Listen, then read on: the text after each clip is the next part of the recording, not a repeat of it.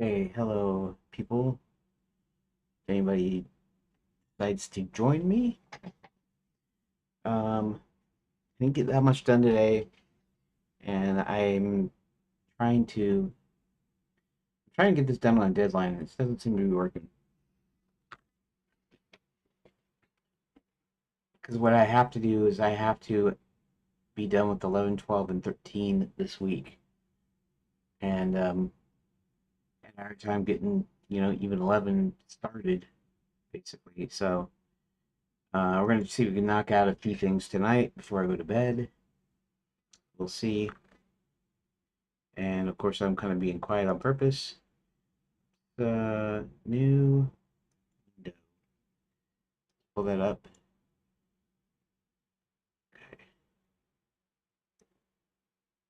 Sort of do that, and I won't cover the whole screen, I guess.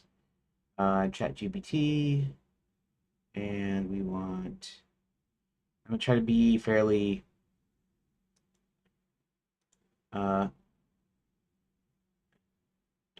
fairly quiet, not super quiet, so you can probably still hear me because I can see the deal on the mic levels will look all right.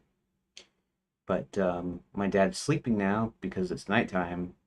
I should be that loud if I can help it. Okay, so first thing we're gonna do is we're going to open up Redot. I need to really need to upgrade to Redot, the newest Redot, but I don't suppose I'll do that until I start working on the narrative pass. I call it narrative pass because basically it's a story pass, basically. So like right now this is the event pass. Here, let's show you. Event pass is just this. Roland eventually comes to Dwarven Library, remembers his mom used to take him there when he was really young, looking around sees three major sections and figures he might find something here that can help. Looking at the left, he notices the history section, which might tell him how the mines were built. He knows Foreign Realm section, which may or may not hold something of interest, and looking right, he notices the Myth and Legend section. Okay. So these are just like events, right? So this is a story beat. These are events, and then of course these are the choices. And so when I'm done, I'll turn this into actual narrative, like he actually comes in, apprehension, whatever, flower words, or whatever. I don't know. I'll make it sound like a story you're reading or something. Okay, so English Gate, 11 Foreign Realms. Okay, we're gonna go with that because that's the passage, Lover's Passage here. Okay, all right. So let's do something here. Roland decides to look in the Foreign Realms section.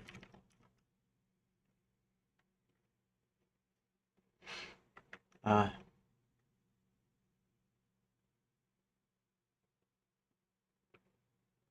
let's see.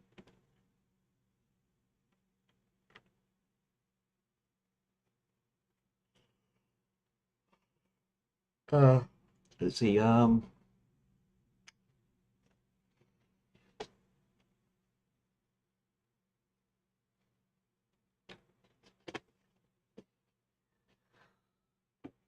Let's do this. Looking over the various books, he notices a few that pique his interest. First is let's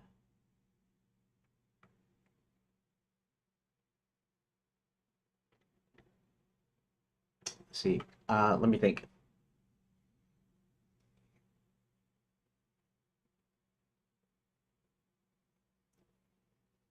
Pevensey. Let me look this. Okay.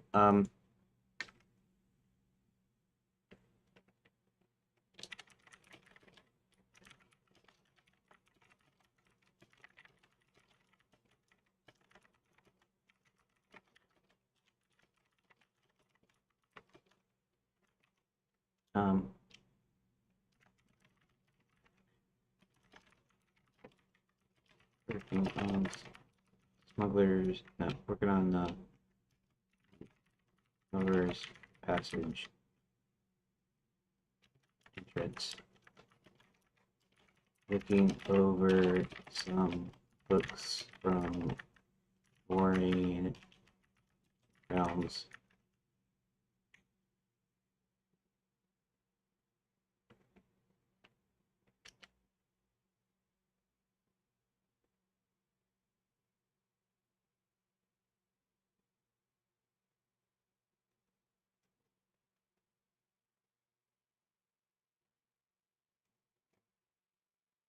Um,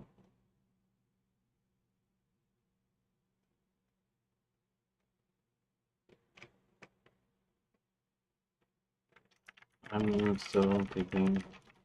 I'm going to put a few references here.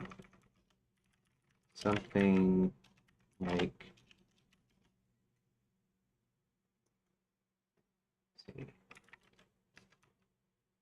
the lion, which in the wardrobe. I think their names are Pevensey, but I'm not sure if I got that right. Just because,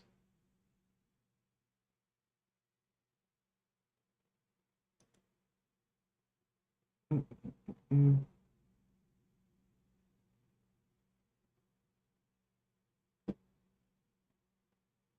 like the other Chronicles. Uh, okay.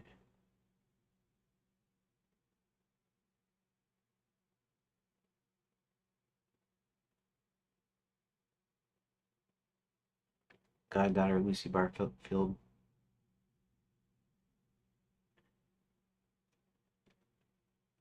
Pevensey, right? I don't know if I'm pronouncing that right. The Pevensey children. Uh,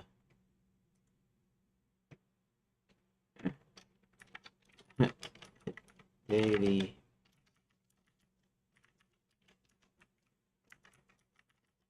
Right, Pevensey. Came to visit. Came to tea. We'll say came to tea. They actually ate and they stayed there for a few hours or whatever, and supplied up, and then they took off in the Chronicle in the Lion, the Witch, and the Wardrobe.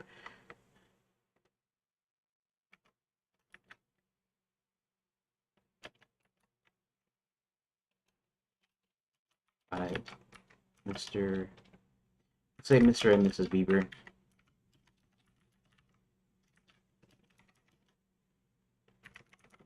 B1.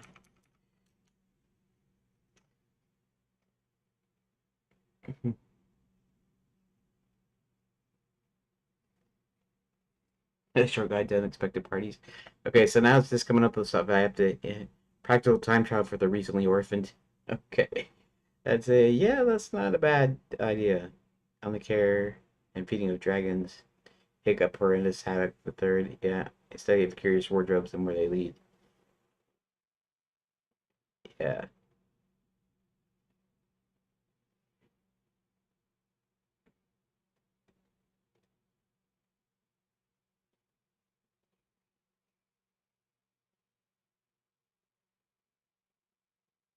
Um. Sure. Hmm.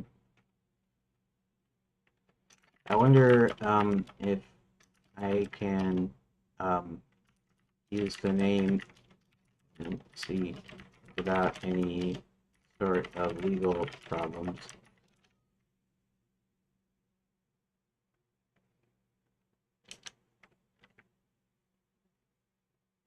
Because you legal travel, especially in the way you're using it, few practical points. Names alone are usually not protected. The copyright protects the text of books, not individual names of Pevensey. Using a surname in the hero's book title The Day the Pevensey Came to Tea normally isn't a copyright issue. Trademark is only possible concern, right? But you're not branding a product as Pevensey, you're just referencing it in a fictional book title inside your game. Kind of incidental reference is generally safe. Parody on knowledge is widely accepted. Do this constantly. Real line to avoid problems. Use, copies actual text from the books. Use characters in a major role. market something as part of that franchise. You're doing none of these.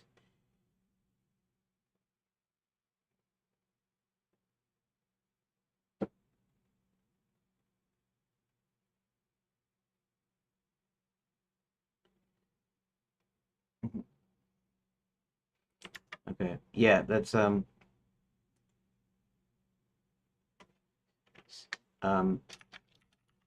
daily.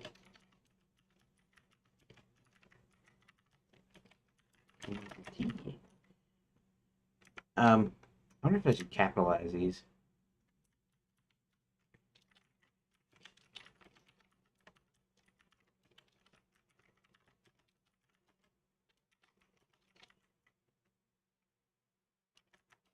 Mr. Speaker. Okay. I think up some other things. Yeah. Sure, I've done expected parties, but I don't exactly want to use that just because that GPT came up with it. But sure, that'll work. What else? And yeah, I it put in a thing reference to Back to the Future, and I'm thinking, you know what? This is supposed to be contemporary with whatever time period I set it in. Honestly, like I said sometime before that all my stuff is from the 80s, the 70s a little bit, but I was just a little kid in the 70s. So I was 5 years old in 1980, and 15 years old in 1990. So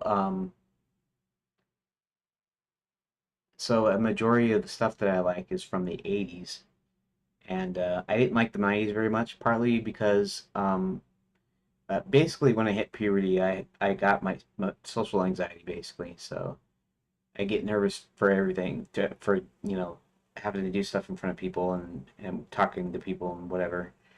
And uh, it's kind of weird because it's sort of like being an introvert, except for I'm not exactly an introvert. I don't know if that makes sense to you, but so an introvert typically they get drained by having extra people around. Like it drains their energy basically. They get exhausted. Um, they would much prefer doing stuff on their own, you know, not participating in things, and not because they're nervous around people or even that they don't like people. It's just that it's introverts are a little bit different. Now, um, in my case, I guess when I was a kid, I could make friends with anybody. When I was a little kid, I could just talk to anybody, no problem. Of course, when I hit puberty, like I said, I got the social anxiety, so I don't get panic attacks so much, but I get nervous sometimes for apparently no reason other than somebody approaching me, or whatever, or me having to do something, me having to go somewhere, for instance, jury duty or whatever, freaks me out, man. I get nervous. There was a guy that was offering me a job, and it didn't really work out exactly, I think, later on, but was offering me a job, but I would have had to move down to California on my own. And I just, um, I was thinking about it, but like the more that I thought about it, the more it freaked me out. And so I ultimately ended up not doing it. You know, I don't know if that was good or bad, but it would have meant I'd have to move out on my own. And it just, I couldn't handle it. I couldn't do it. It kept me up and stuff, and so ultimately I didn't do it. And so, why was I talking about this? Something about introverts versus extroverts. Talking about getting nervous and dang it, I don't remember. Oh well, I guess it's not important if I can't remember why I was saying that. Okay, so yeah. So anyways, let's not worry about that. Let's think of okay. So I got to think up a few books Um, with a few references. Oh, that's why I was getting to it. Okay, so you might say my memories kind of ended. They didn't end like I don't not remember stuff from the 90s, but they sort of the good times and stuff that I had being a kid and whatever in the 80s ended around the 90s time, around high school. So I of course I didn't like any of the music. The early 90s still sounded like the 80s a little bit. There's a short period, like 1.5 years. You know, you don't really feel 80s until like the second year. Like like it'd be 80, be like 90, 91, 92, somewhere in there is a transition period where it transitions to the next decade. So I transitioned in the 90s. It's like when they started doing the grunge rock and stuff, and I alternative crap, and I didn't like that at all. Um, I didn't like being in high school. I wasn't particularly bullied. I'm not saying never bullied. It happened a little occasionally, a little bit, but that wasn't really that big of a deal because it wasn't a big thing. But my biggest problem was having to give speeches or having to do something where you have to stand up in front of the class or whatever, or do something that required you to actually go and talk to somebody, and it just freaked me out. And so most of the time I stayed at the computer lab, or I mean, I did have a few friends that I stuck with, kind of, and that was fine.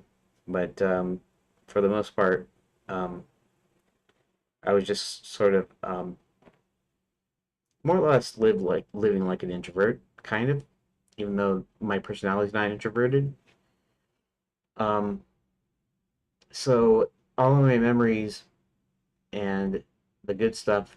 Now, typically, your teenage years, your high school years, although that's not entirely true because sometimes when the changes and all that, um, your high school years can be pretty harrowing. But usually, the music that you like is you like the music from your teenage years. You get your bit of autonomy. Some people learn to drive and they get their driver's license and they get their first job at 16 and that sort of thing. And so they really, really remember those years as being really good years. But not for me. That doesn't work out for me. Um, as far as um,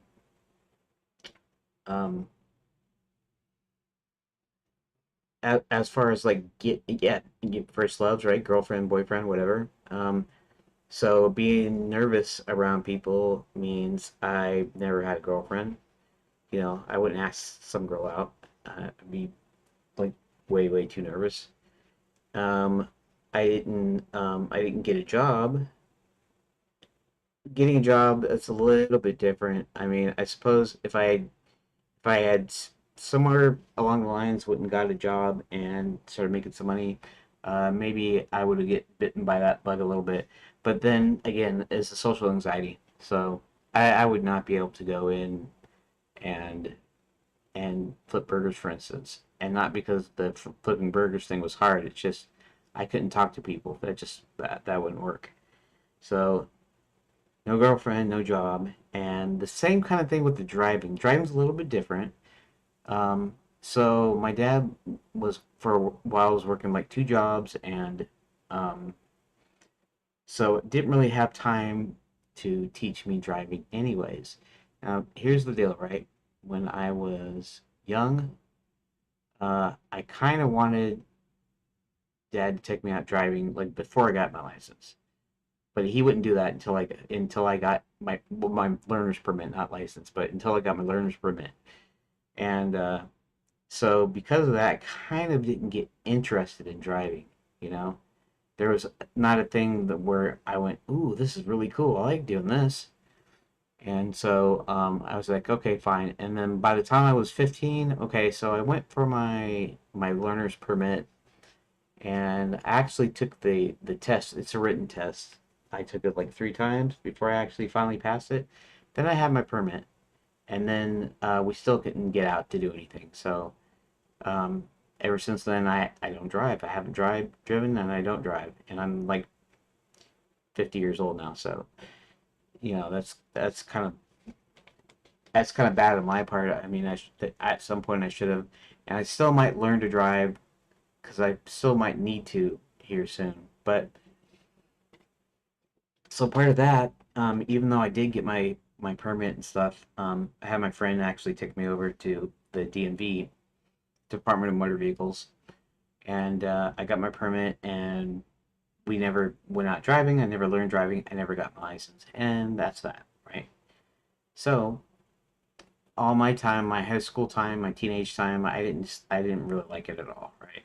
I just, you know, I'm on the computer most of the time. I'm nervous about talking, doing anything, so it's like it wasn't a very fun time in a sense. Nothing really ultimately bad happened, so it's not like a bunch of people pulled me and I was beat up and abused, and it wasn't like there was some terrible thing that happened to me. It was just my social anxiety. I didn't go out and do stuff. I wouldn't go do stuff. That didn't happen, and it still doesn't happen. And I'm still I still don't have a job, and I don't have never had a girlfriend, and I don't drive, and whatever. And I'm not trying to be sad or something. This relates back to my game though. Okay, so let's bring it on back to the game thing. So, um, so the time that I remember the most, I don't know much about, how do I say it? I don't know much about pop culture in a sense. I mean, I know enough because there's always news on YouTube, so I kind of know what's happening. But at the same time, I'm not up with the lingo. I'm not up with whoever's popular in music. And from what I understand, there's not real music up out there anyway, so I don't listen to that. I listen to old stuff. So all my stuff is from late 70s through the 80s, maybe early 90s a little bit. Occasionally a little bit throughout the years. So, there's some it's like that in TV shows and things. So I don't know how a modern person would act about anything exactly. I just have my memories, and so if I set this in a time period, it's probably going to be like the 80s or the early 90s, probably the late 80s, probably. That's just so John comes from our realm in the late 80s, and that's probably where I'll set it. So whenever I say contemporary, I just mean contemporary for that time period. So that being said, um, now I do have okay, so I have some Harry Potter jokes, and I have some other jokes in here. Um, I'll probably let that slide. I'll let the jokes and the references kind of slide. So even if it's something later than that, um, I'll still I'll still do that. So not all the references will be that old. I think that's okay to do. So yeah, let's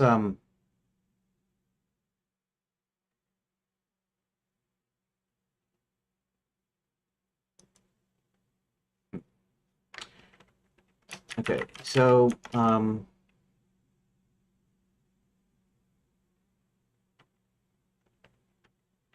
I'm probably going to set the time period to the late 80s.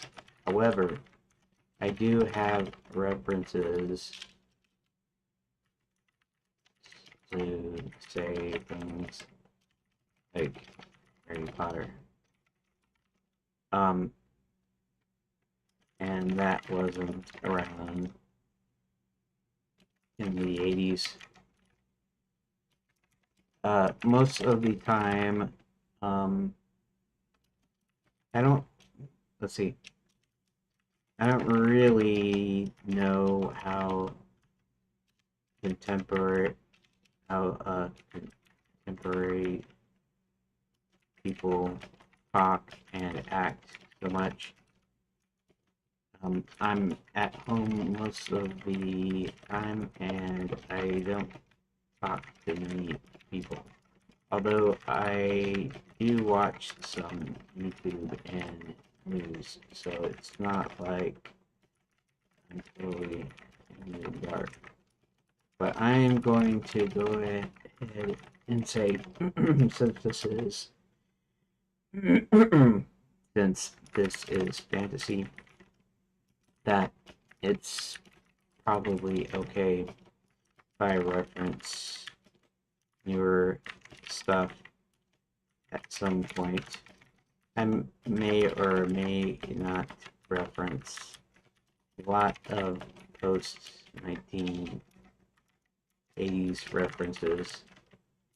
So,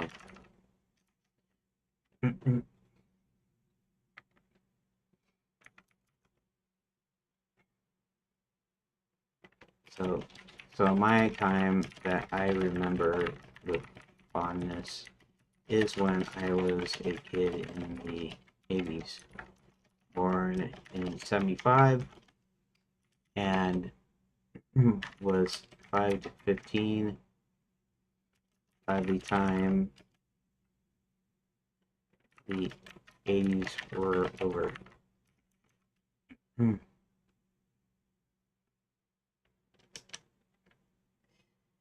Totally fine doing that. Fantasy settings get a lot of freedom with time consistency, especially the tone, lighthearted and full of references. Useful thing about late 80s inspired doesn't have to mean historically locked. Many games do this. The vibe can be 80s. Other realms, travelers from different worlds, books by gifted visitors. Like that means time isn't necessarily synchronized. Someone from another realm could easily have bought Harry Potter books decades early. So library shelf having things from different eras can actually make sense in your lore. Tone the game supports it. That era comedic full of references and Easter eggs. Players will read those as intentional jokes, not timeline mistakes. Um, the kind of natural memory often feels more believable than so much, so you don't need to mimic modern behavior. Um, yeah, we're not even going to be in our realm for very long. John is brought into the story um, early on, and then Zanzibar is running from police from our realm. So he's going to be there even less time.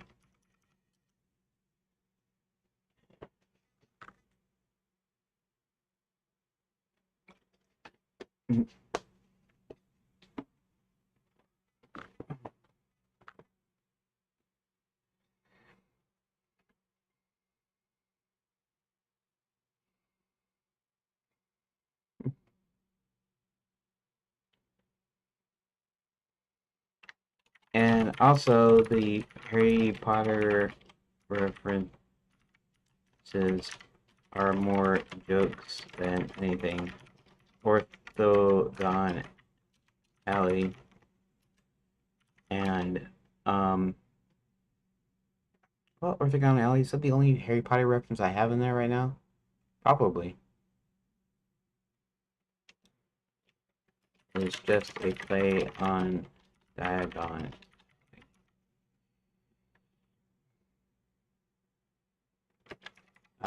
Also,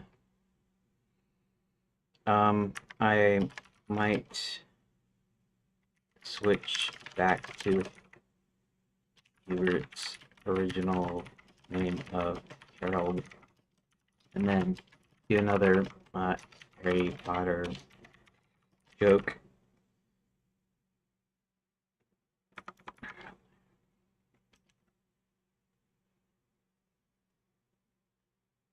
It's a good example. It's clearly a joke, but it isn't copying the original term directly. Um,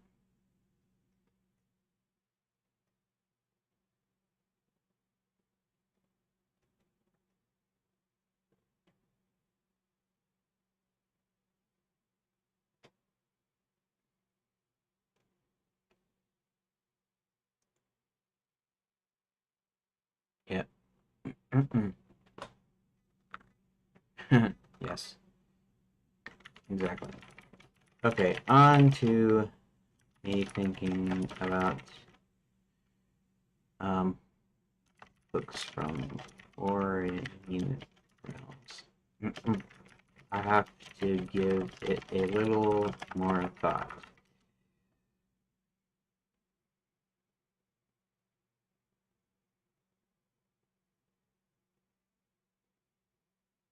I shrugged at unexpected parties. Um,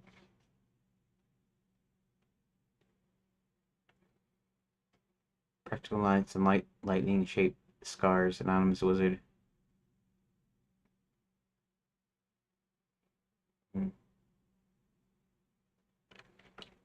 Also, you made a back feature reference, and I think that's totally missable. Although I don't think I'll be copying that directly.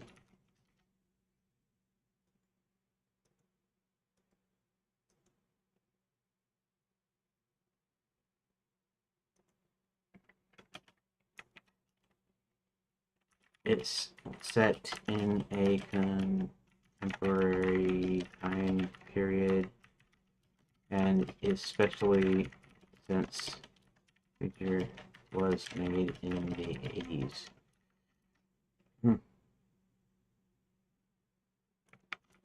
So I might include something like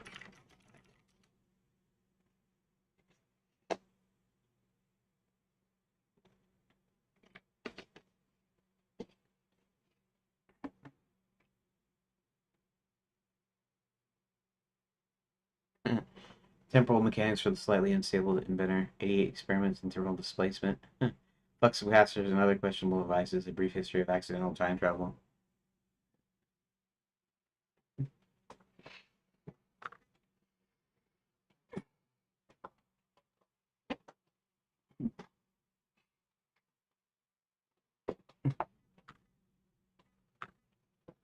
Books about time travel wardrobe.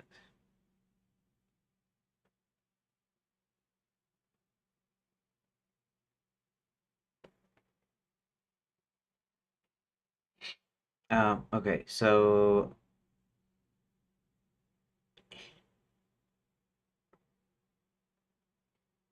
temporal mechanics. Yeah. But I have to think of my own stuff. I can't, just like copy like ChatGPT. So, I mean, even though they're good, honestly, I have used ChatGPT before. I mean, used the whatever I got from the AI before. So we'll see. We shall see.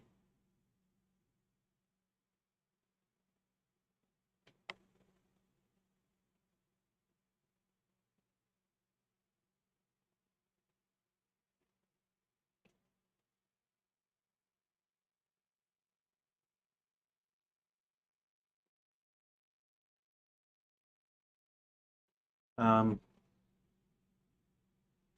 okay, so let me think of a few things. This has to do with like different realms, right?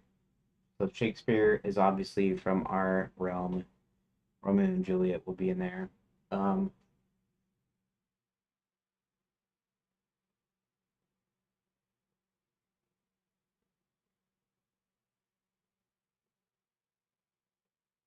you know what? Well, I don't know if I want to do Lilo and Stitch reference. I mean, I didn't care for it that much. And I haven't seen the live action remake. I've only seen the original cartoon, which is okay.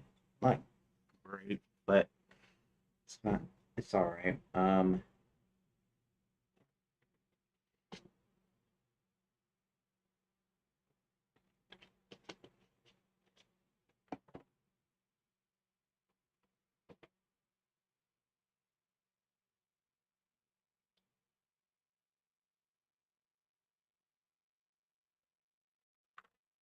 I could also put in a reference to my own thing in here. Let's see.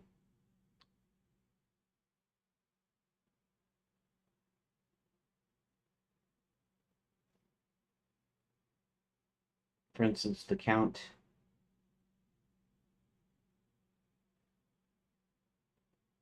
Although he lives in Enchanted Lands, he's actually from a different realm, so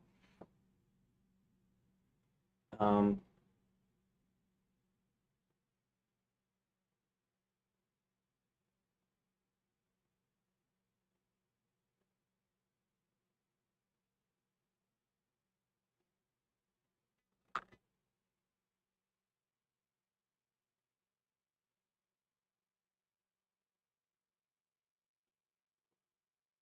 Captain's Log.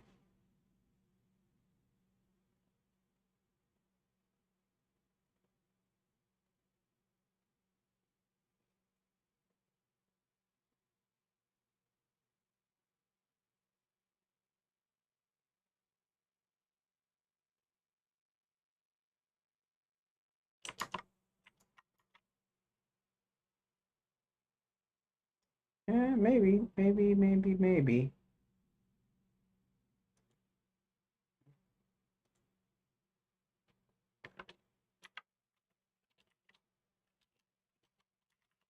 And it's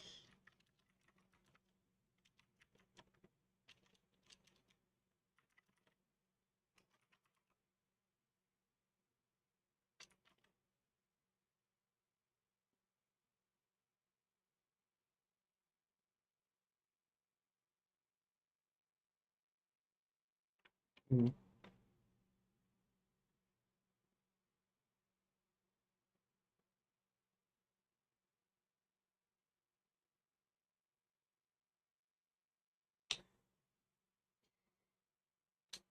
here, I'll do it like this. Engineer's Guide to um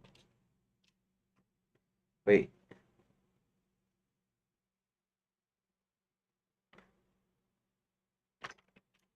The Engineer's Big Book of Transporter Malfunctions.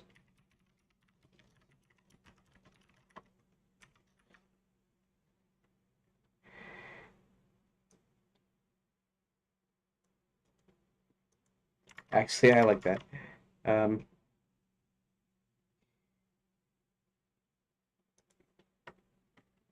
please don't give me any other suggestions, but I had to tell you this one.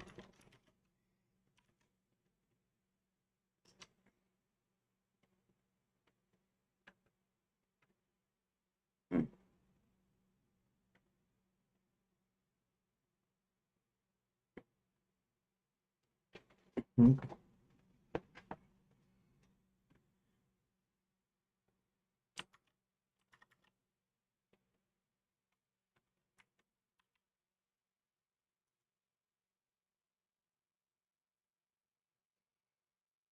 Ooh, I can get a third is I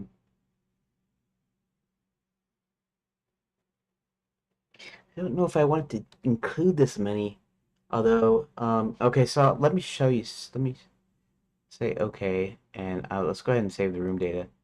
But this is almost what I call the diamond configuration, just because if you drew a line from here to here, it would look like kind of like a diamond, sort of, right? The way it's shaped.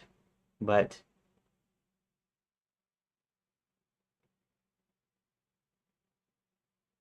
this is this is the thing. This goes directly to this one, and then this one goes to here, and this one goes to here. So this is the one that you funnel into. This is the final one, which in this case would be Romeo and Juliet.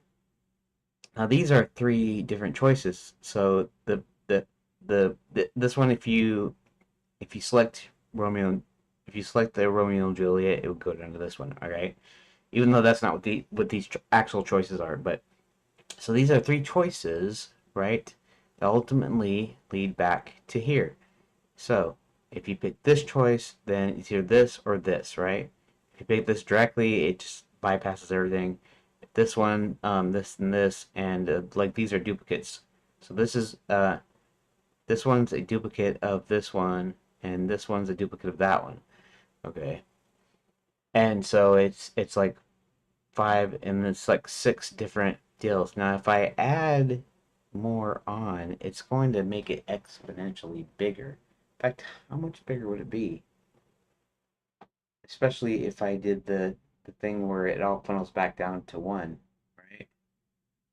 So if I made 5, right?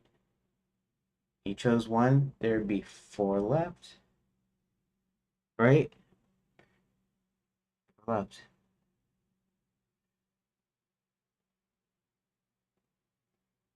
Yeah. So I'm gonna have to stick to 3. I can come up with a bunch of the titles. I could put a bunch of titles and say, but only these ones speak his interest. Um,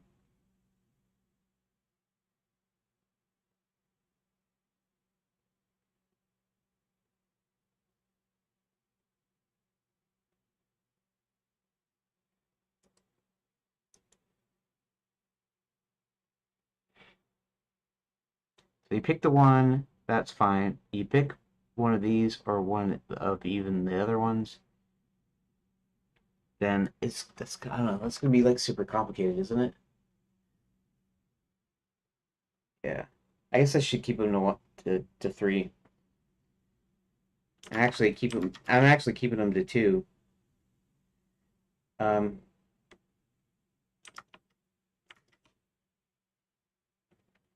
so I have what I call the diamond pattern.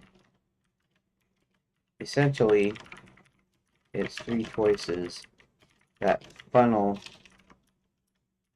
into the correct one. So at the top, you have 3 choices. It, uh, let's say the middle choice is actually the one you're funneling into. So if you choose number 1, we'll pretend it's on the left. Then the 2 choices that are left are 2 and 3. Of course, I have to duplicate 3.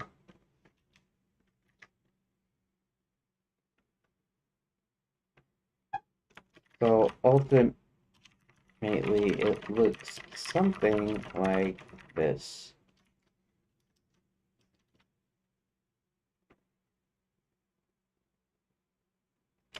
2, 3, 4, 5, 6. 1, 5, 6, 2, 1, 2, 3, 4, 5, 6, 3. Right? So actually, that's not how we do it. 2, 3, 4, 5, 6, 2, 1, 2, 3, 4, 5, 6, 3.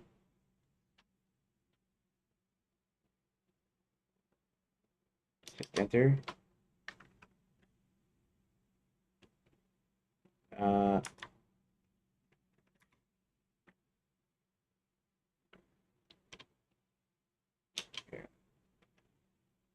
4, 3, and then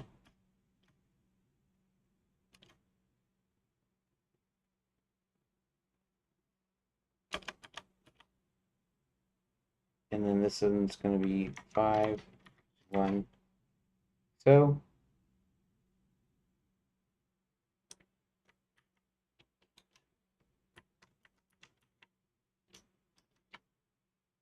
and then right in the middle we have 2.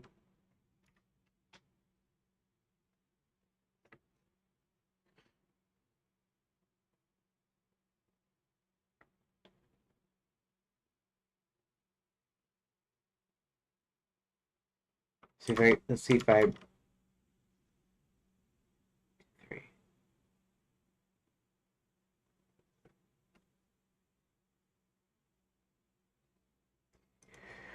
let me look at this for a second. Keyword.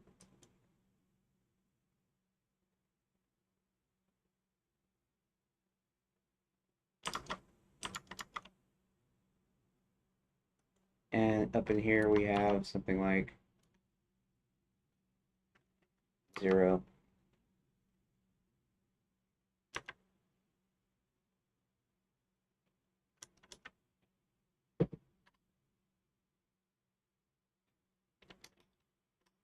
I don't know if you get what I'm showing,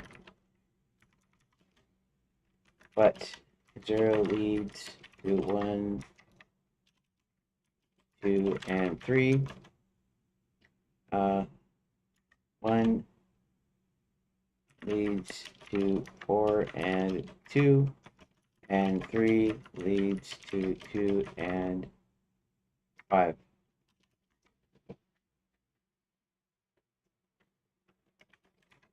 So it forms a kind of diamond shape, as in the cut gem, not diagonal lines.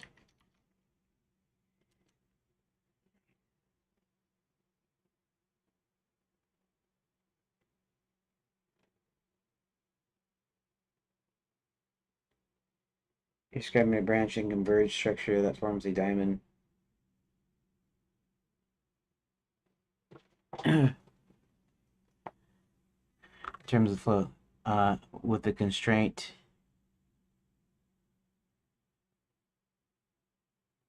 yeah. Yeah. That's right. That's actually right.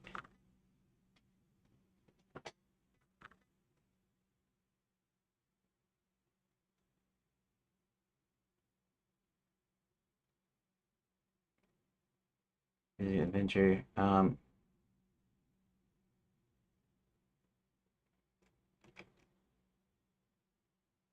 This structure becomes 0, 1, 2, and 3 initial choice. 1 goes to 4, 2, 3 goes to 2 or 5, 4 to 2, 5 to 2.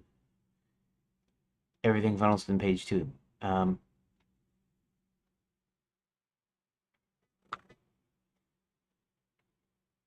3 initial link 2 1. Yeah. I'm gonna do that this time. Yeah. So I think if I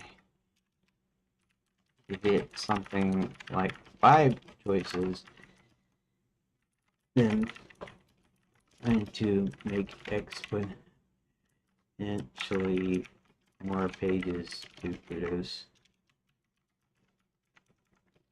So I can probably name as many books as I want, but he will only pick from 2 plus Romeo and Juliet.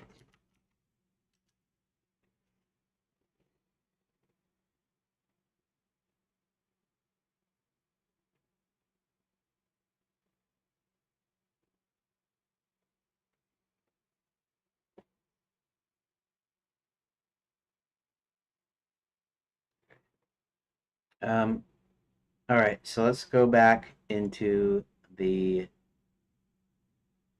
question is, where am I going here?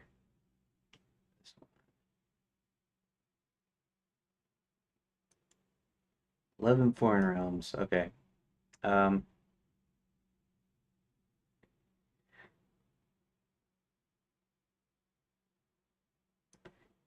instead of first is, we're just going to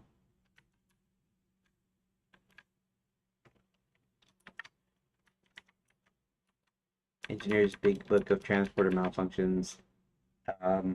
What else? Let me think.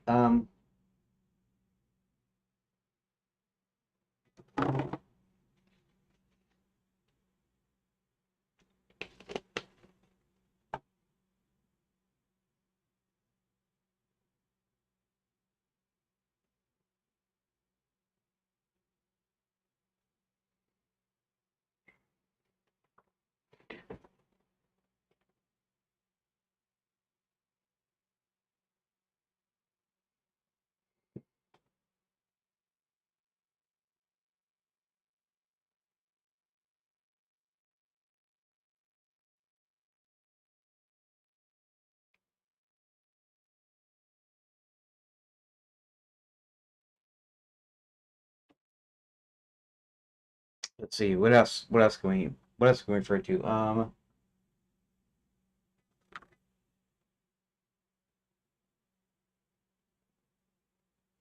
I could put now. We're at a certain point in the game that's actually in the middle or just past the middle. So it's not nothing that can help you with Zanzibar's story, but I could refer to Zanzibar.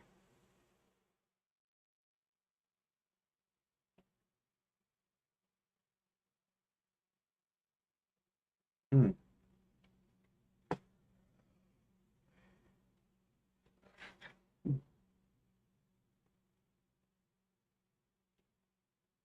Sleight of Hand by Zanzibar the Great.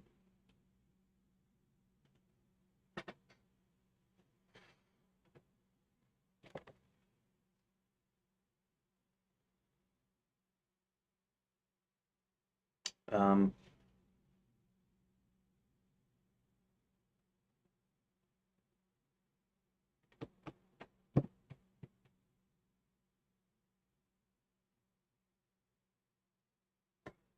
that would be kind of interesting. I could do almost any book. I could do a real book. I could do a fake book, whatever. What about the big con? And I don't know if anybody would know what the reference is to that.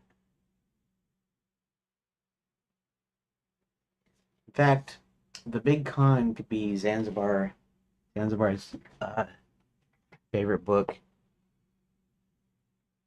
Although, yeah, maybe that wouldn't be from him though. I mean, that wouldn't be for the Doors, right? Um,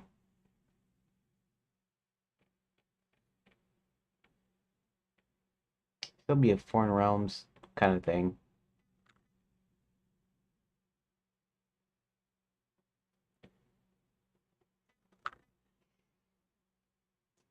Do a reference to Back to the Future Part 3. Um,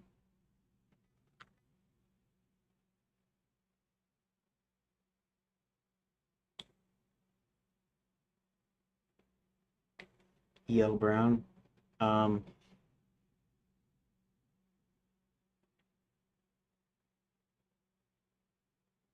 Presto Logs. Presto Logs. Let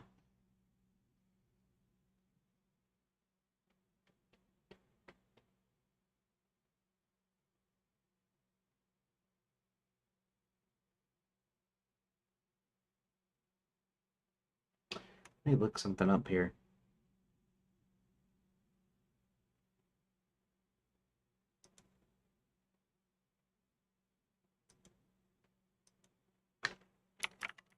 Logs.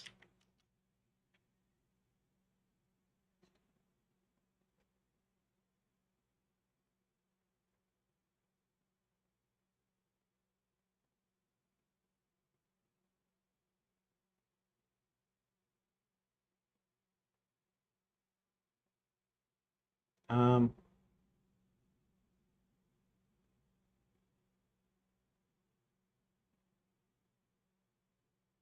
here we go. Featurepedia. Prestolog, originally PRES-TO.log, was an artificial fuel for wood-burning stoves that developed in the 1930s as a means of recycling sawdust from sawmills. They were made of clean, dry sawdust, wood shavings, and green waste that was formed into logs by machines under great pressure without any binders or glues. Other brands of artificial logs use paraffin or natural binders.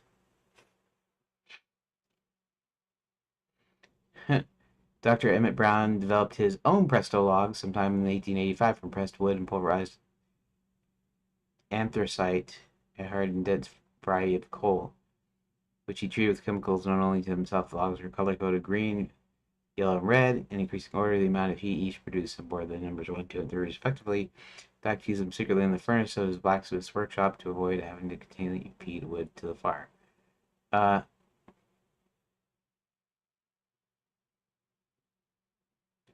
yeah, okay, so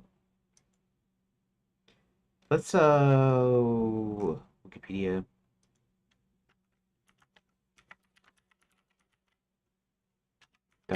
Okay.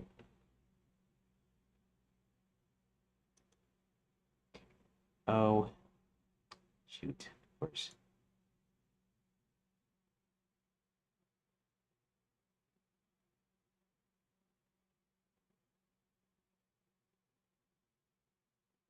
Um, Presto logs. So it'll be.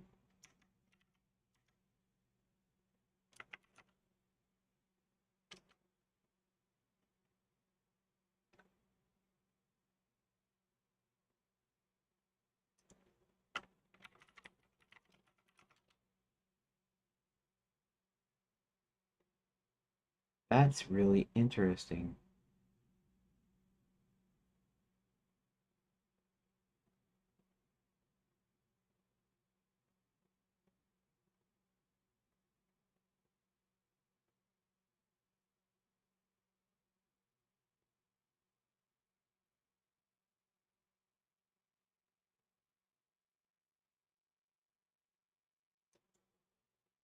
Pacific Lumber Company, huh?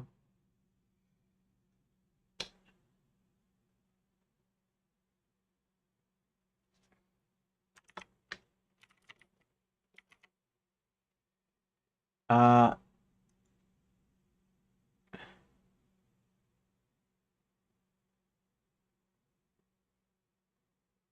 let's see. That's interesting. Okay.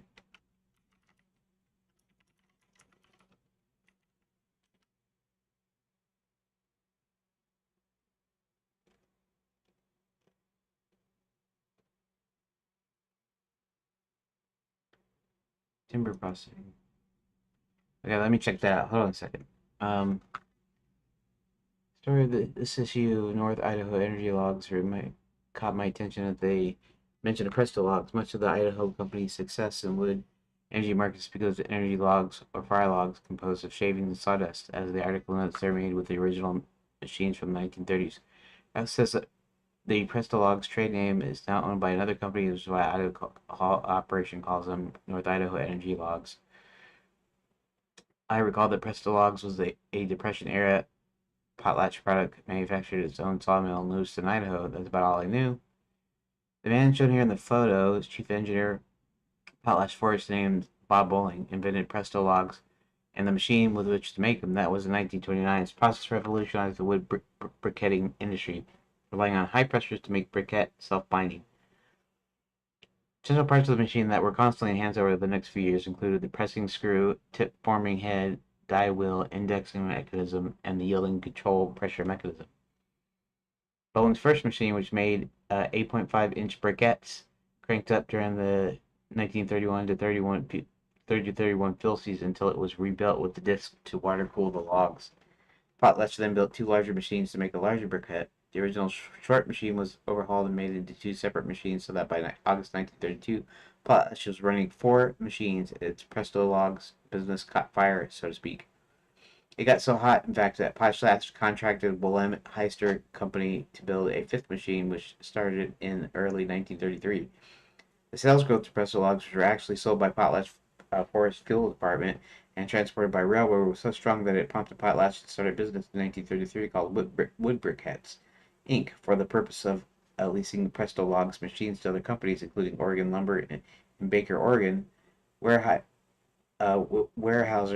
Timber Company, Rogue River Box Company, Shea Manufacturing in Los Angeles, Setzer Box Company in Sacramento, Pacific Lumber in Scotia. Interesting. Uh, Wood Briquettes Inc. found some interesting applications and marketed its Presto Logs products such as for fuel in the dining car ranges of all the Union Pacific trains in rolling field kitchens of the U.S. Army, as galley fuel on intercoastal vessels, as fuel in CCC camps. Roy Huffman, general manager of the Wood Briquettes Inc., wrote in the Potlatch newsletter, "The family tree in June 1937 each year has grown a large gain in the tonnage of Presto logs made and sold, and the increase is more and more pronounced as time goes by. Presto logs are here to stay." The patent for Presto logs machine apparently expired in 1960, and probably none were built after that. Potlatch remained in the Presto logs business into the 1980s before dissolving Wood Briquettes Inc. Very interesting. Hmm. I wanted to reference Doc Brown's Presto logs. Um, Hyper.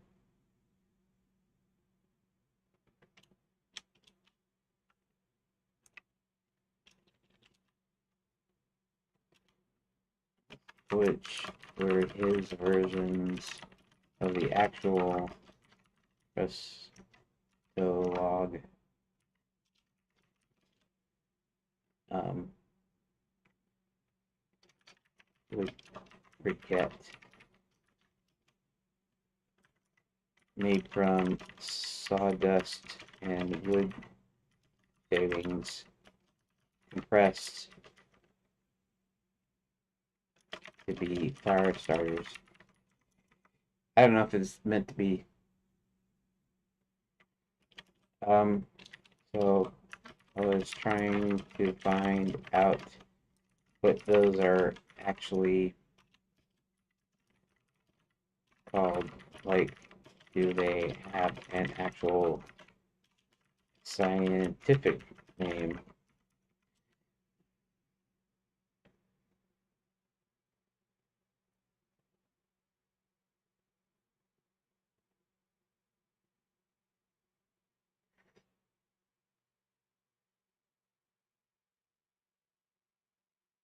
Compressed sawdust logs,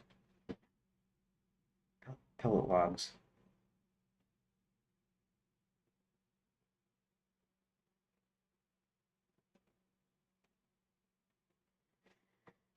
Implausible frame. That's what they actually are.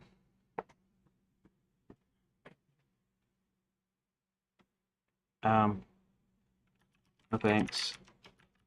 I'll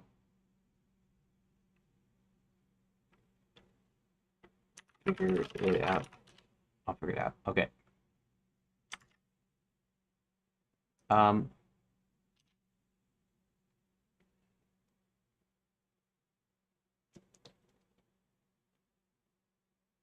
mhm.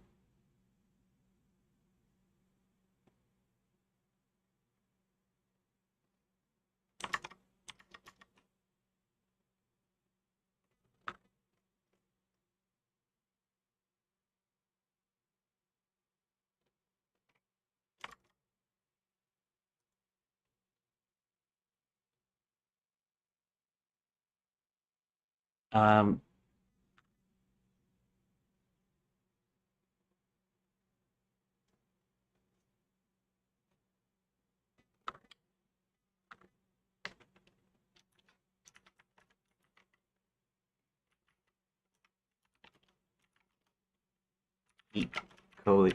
I don't know what coefficient is. Oh, coefficient is. Resto logs to burn higher family fires of Hades itself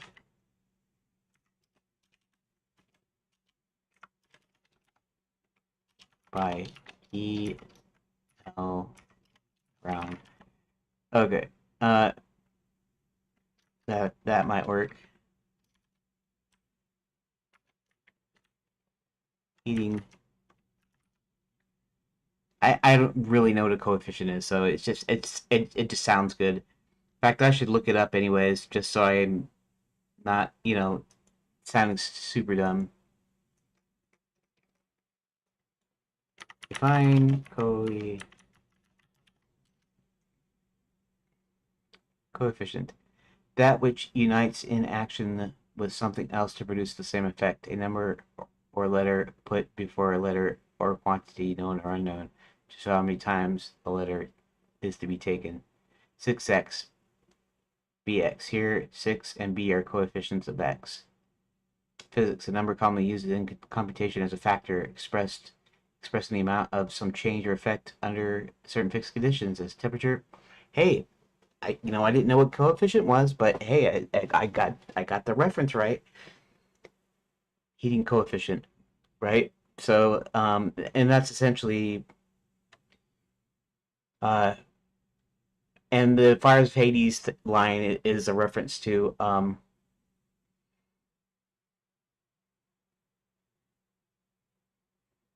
gotta find the line. Where,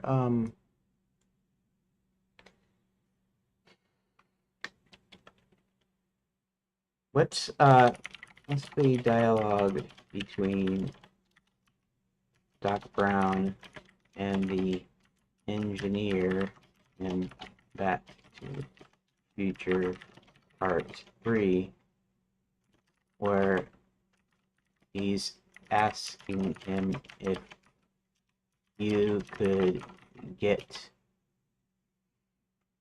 a train up to 80, we'll say 80 plus. I don't remember if he says exactly 88 miles per hour, but, or up to 90. I forget exactly what he said.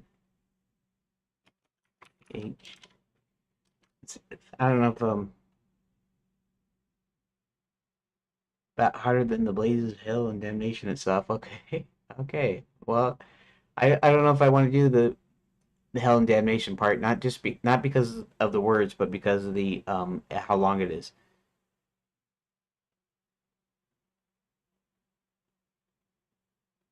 Well, Dre, you weren't hauling no cars behind you. You can get the fire hot enough, and I'm talking about hotter than the blaze of hell and damnation. Um. Okay. Yeah.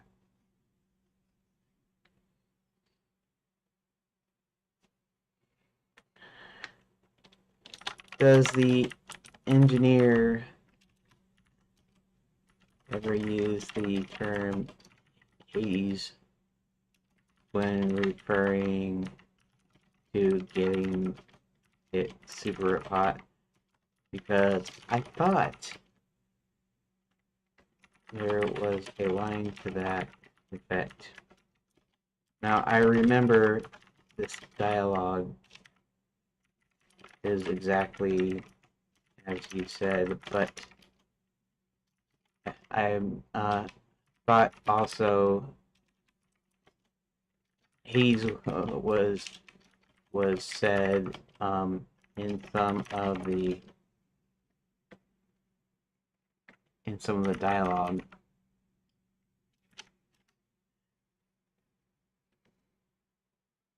Because maybe there's a line before then or something. Okay.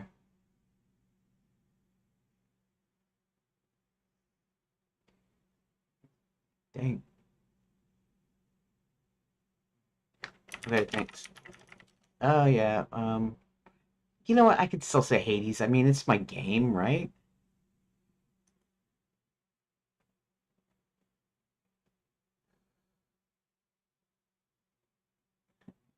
And the blazes of hell and damnation itself. Okay.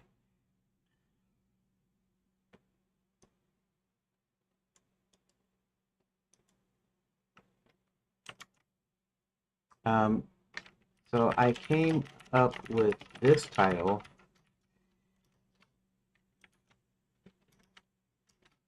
Of course, I found out the actual dialogue between Doc Brown and the train engineer in Back to the Future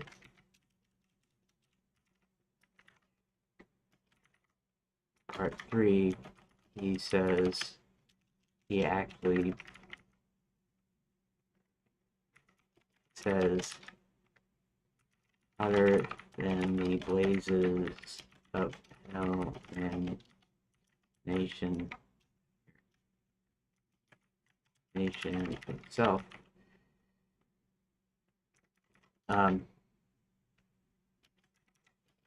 so I'm thinking maybe I'll leave it. I'll leave my title just because it's probably shorter, and someone should still get the reference. shorter, punchy, and still gets the reference across to anyone who's familiar with Back to the Future Part 3. The slight wording change actually makes it read more like a real book title in a whimsical library, which fits your game's tone even better than a literal quote.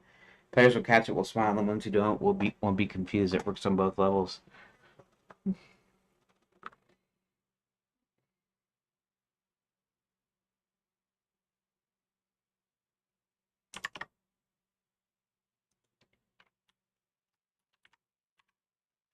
Um,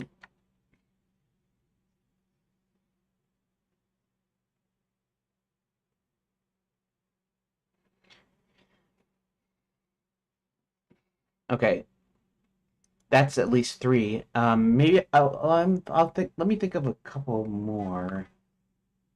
Shoot, it's almost 12 o'clock, and I haven't even got to adding like the rest of the deals, like the actually adding the pages.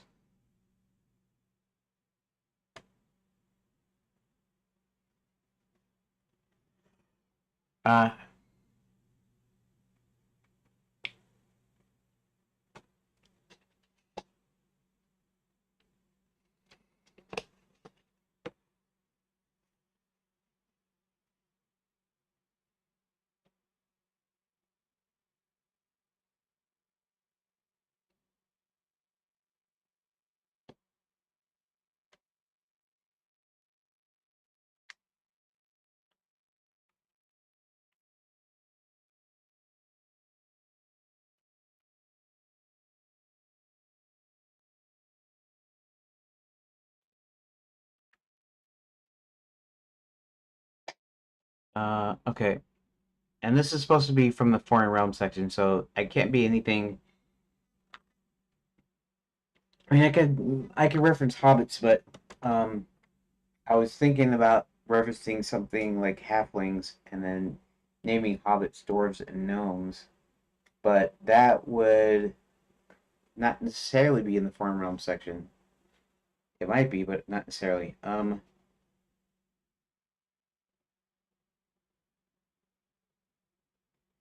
Let's see. Let me think of one or two more references.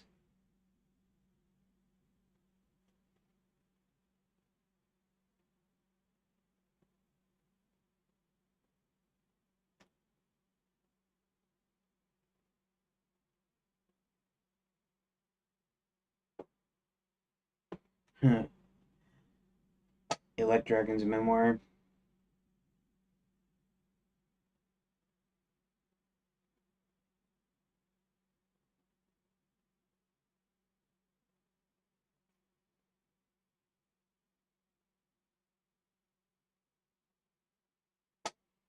Death of Artax.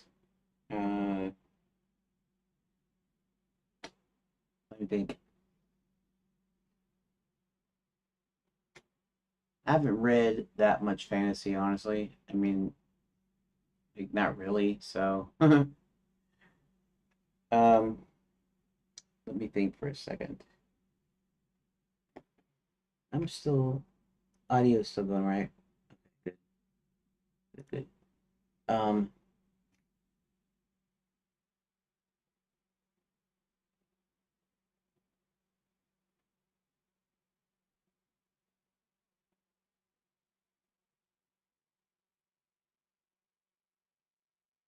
Turkish delight and other recipes. Um,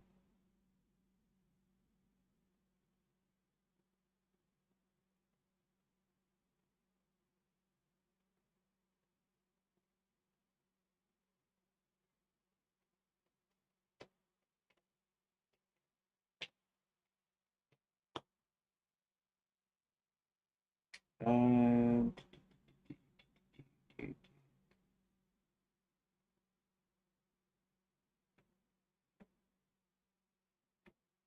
Heroes of Eternia.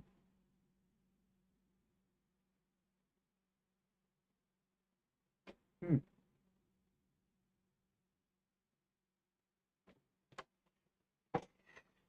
It doesn't sound very funny, but might work.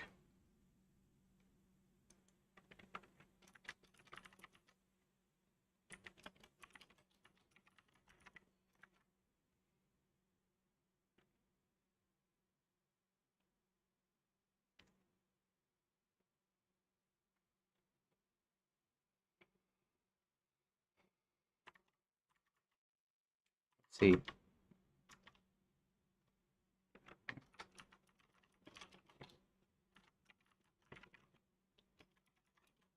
That almost sounds legit. Although, it doesn't quite sound that funny. But it would be a reference a lot of people would understand. Let's see.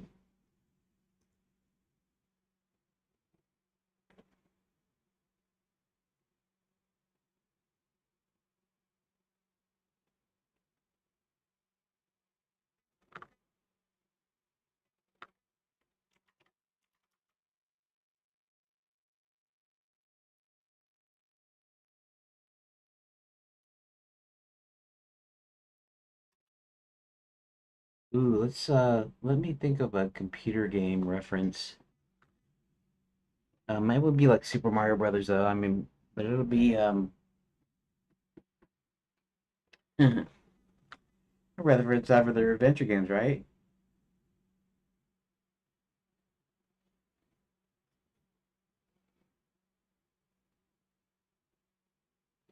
Yeah, let me the I'm selling these fine leather jackets are Secret of Monkey Island, right? I think I'm not sure if that was the first reference of that though. I'm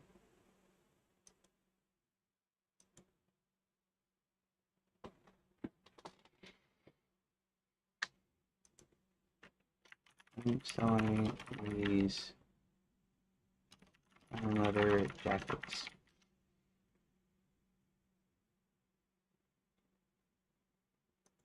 Oh, from Indiana Jones: The Last Crusade. Okay.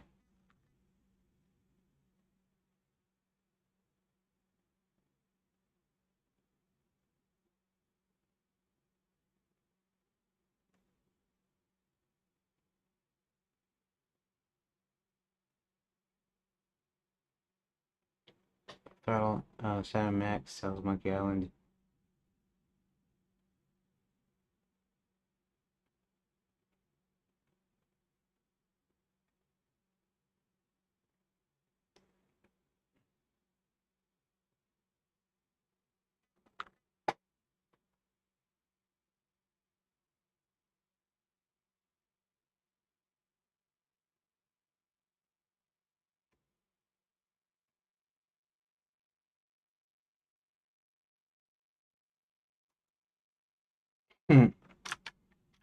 My career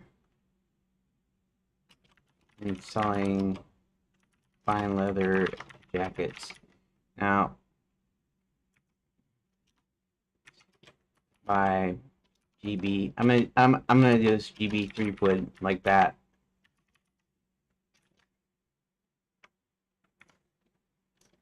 I just come up with goofy names I have to do with other realms.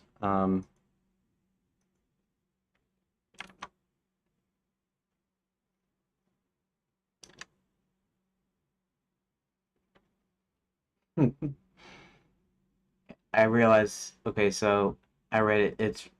It's the Last Crusade adventure game, but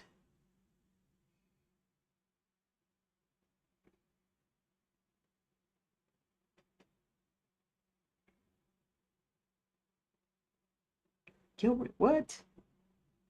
There's no. Uh,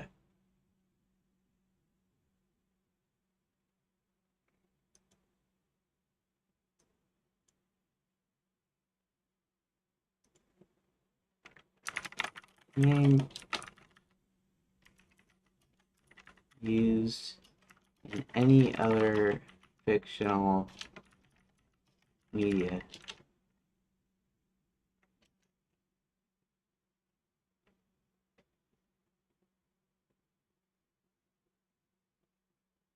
Well, I meant three-wood. Three-wood family symbol. Oh, interesting. Monkey Island series.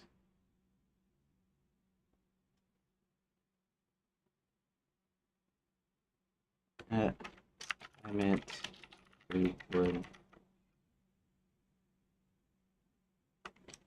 So,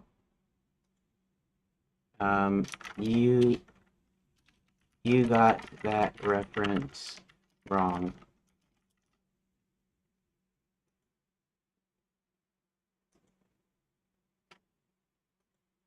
Is there a character in the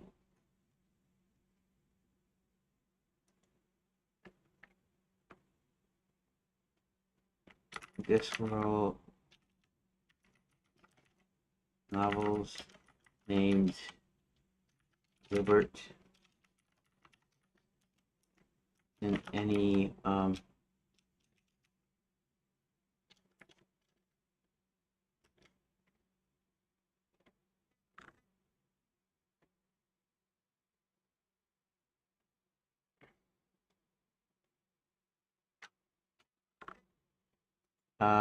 does Gilbert have a last name at all?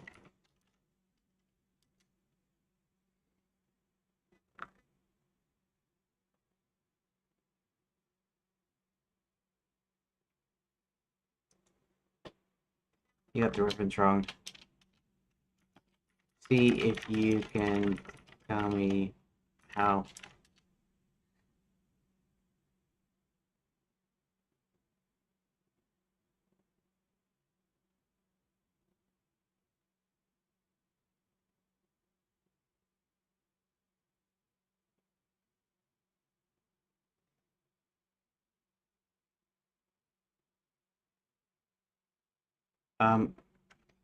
You still have the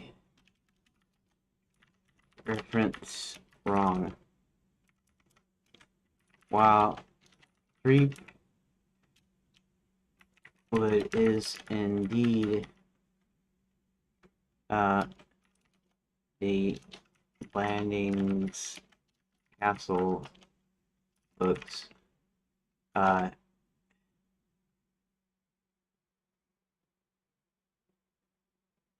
it's not in this world at all.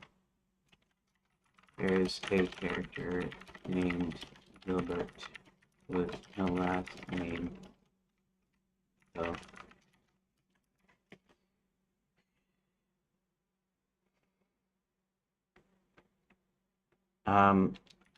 so reread the title and tell me where you think that might be from. Just disregard the author for a moment. That's weird. I mean, you should have been able to come up.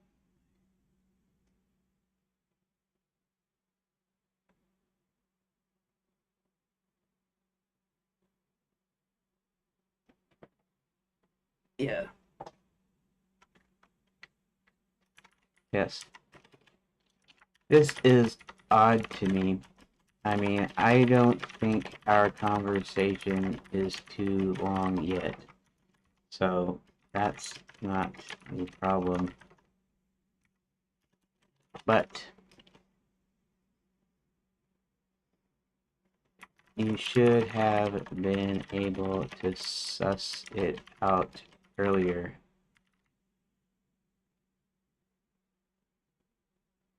I don't know, sus as in suspect, but sus.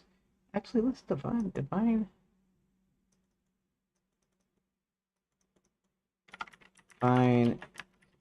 that verb to discover, infer, or figure out. Right. Okay.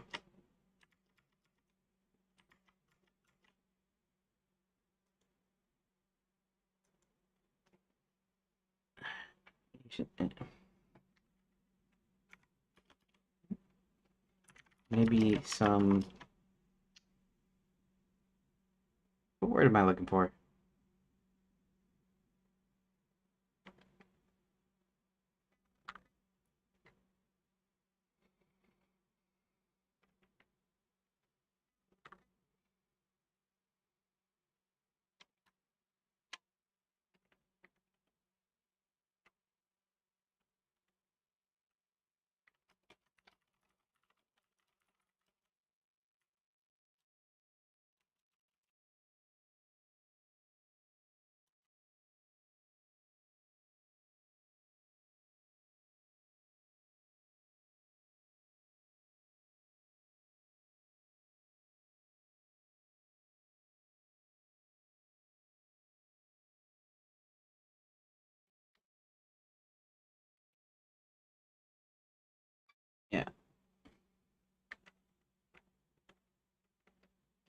obviously I should have at least one, if not more, adventure game references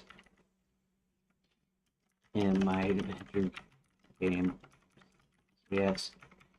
Originally, the line I'm selling these fine leather jackets, I guess, was in the Indiana Jones and the Last Crusade adventure game. And then Lucas Arts used that line in other things, notably The Secret of Monkey Island.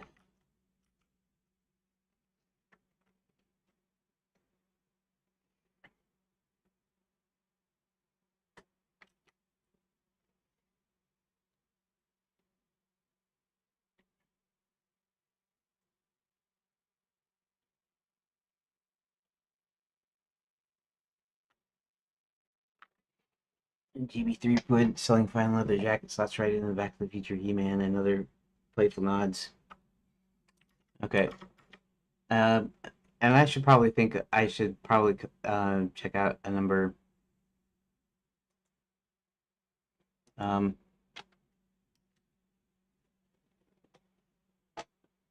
could reference Mario.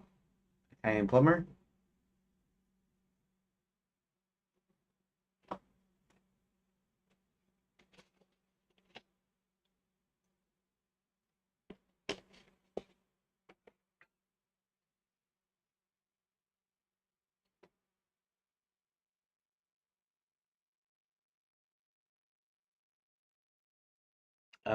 Okay, so let me think of another. Let me think of like King's Quest or not Space Quest because that's already parody. That's already kind of the same style I want. But King's Quest is a serious series. So let me think of something. Um, something relevant to King's Quest.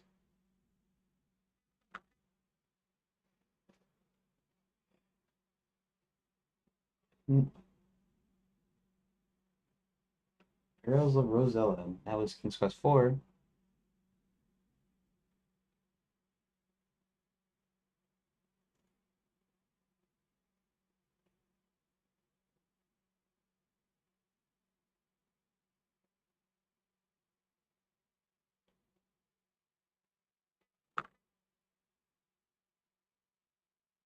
Um, you know,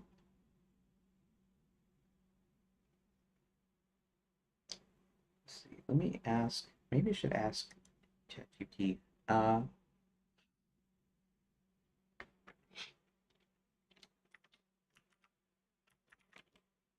can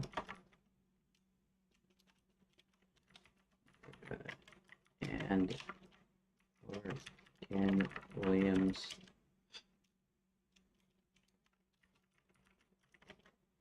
write either an autobiography or basically about their time uh, developing online systems, aka Sierra Online.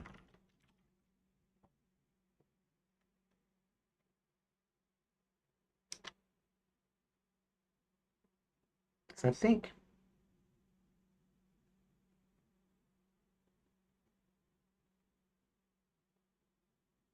Ken Williams, okay.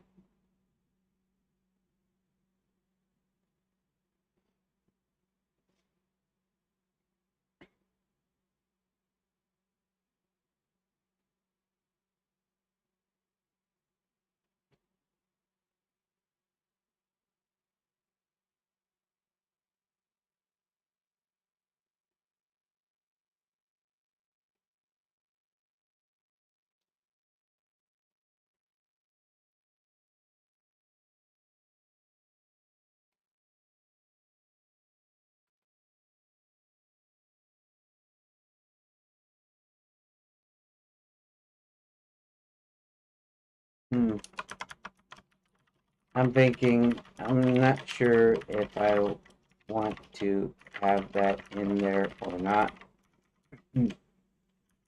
Maybe, or maybe just reference King's Quest and or Space Quest.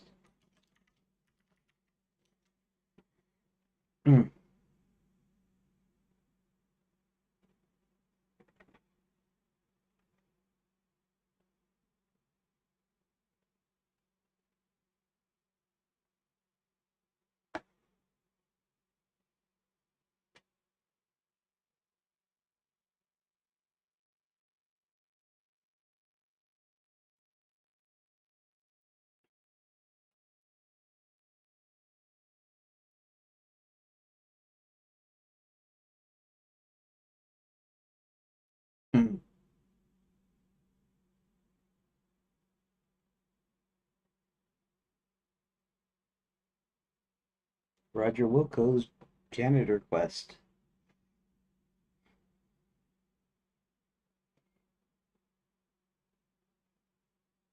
That's not a bad idea. It's supposed to be books, though.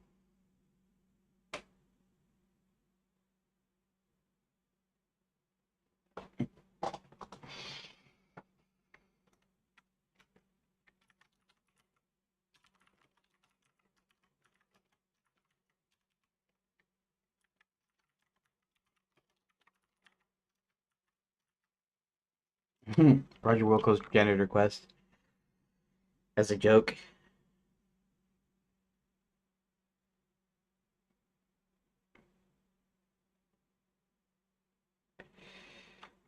Um,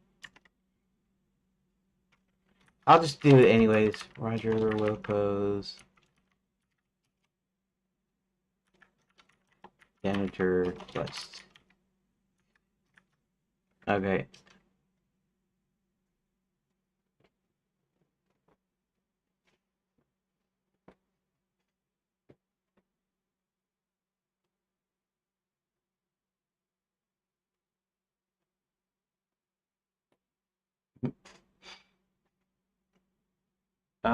Let's see.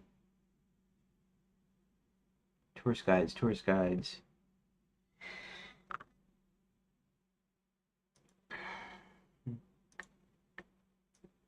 I think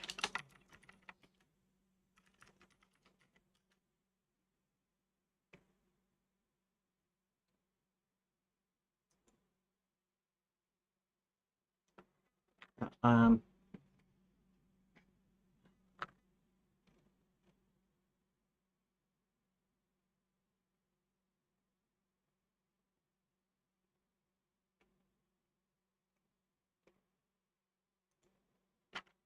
actually I was hoping it would pull up some book titles, a guide,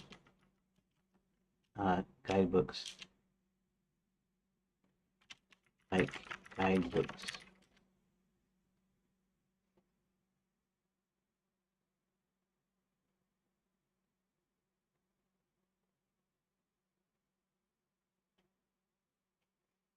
Okay. I'm generating some fake book titles with various references to games, books, and movies, and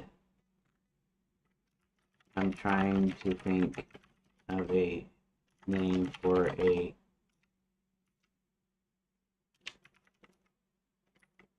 tourist guide book for the Kingdom of Daventry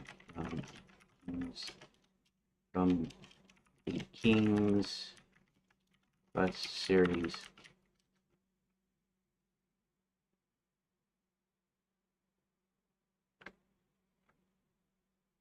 Hmm.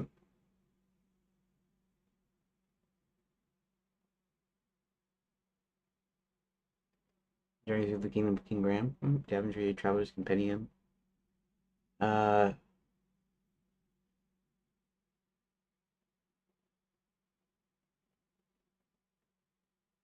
Exploring Daventry, official guidebook.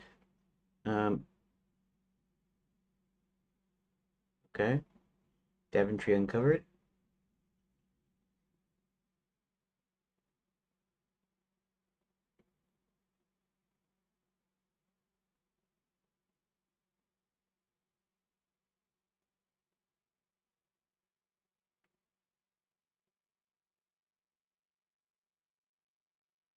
Hmm.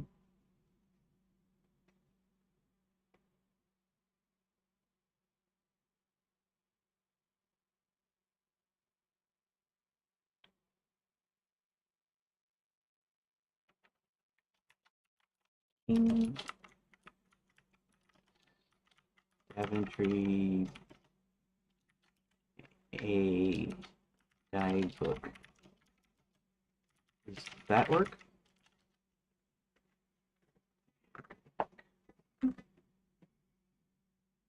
Clearly ties the guide to King Graham's central figure, and King's Quest Companion, the official book of King's Quest, Daventry and Beyond. King Graham's Guide to Daventry.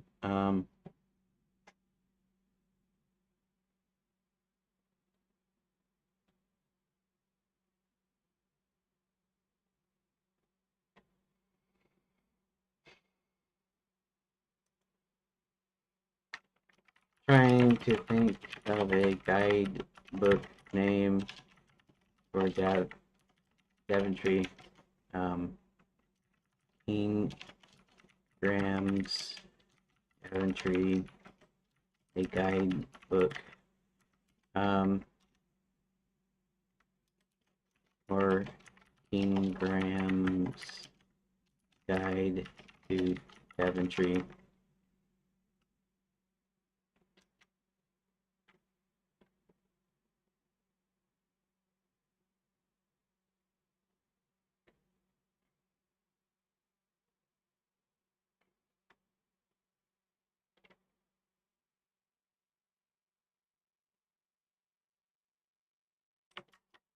Okay.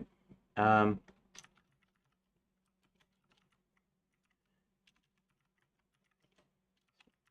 to Daventry.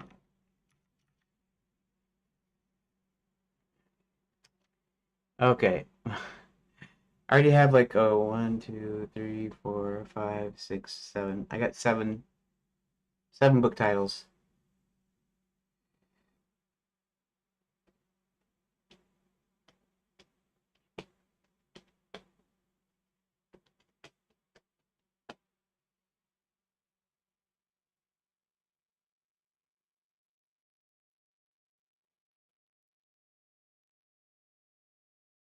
And of course, you know what? I'm going to chuck out Heroes of Eternia.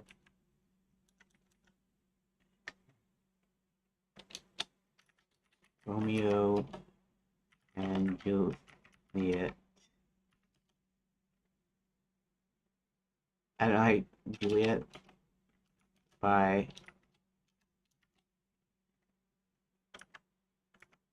I don't know what if William Shakespeare. I'll just do it like that. I mean, it doesn't have to be.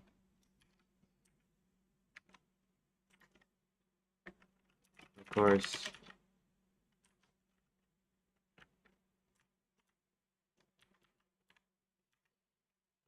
Um, I decided to drop Heroes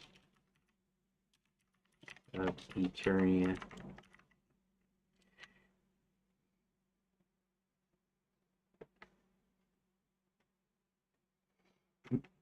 Okay, so we know why is in there, but I guess Why would Roland choose any of the others? Because obviously he's looking for a clue.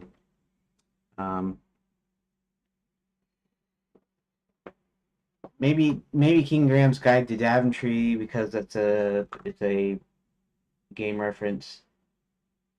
I could pick the two game reference ones, maybe.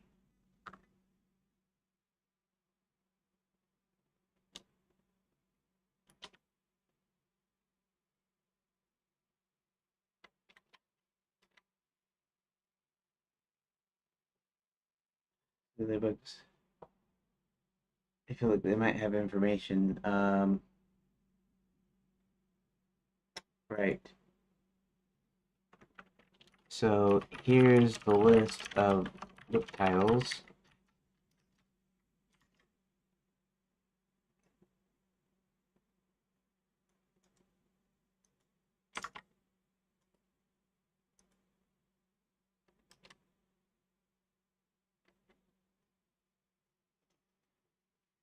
Literary nods, adventure game references, sci-fi fantasy humor.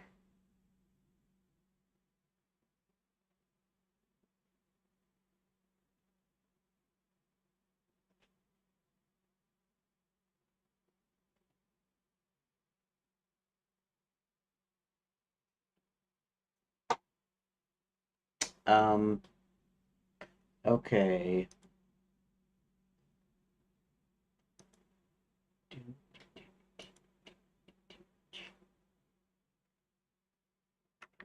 So, so what two decoy books would you choose? Do you think Roland might think something interesting?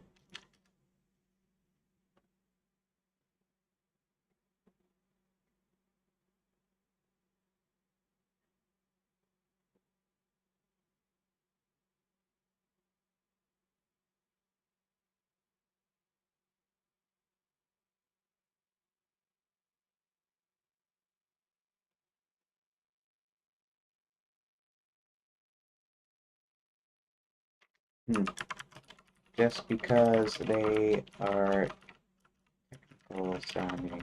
Huh?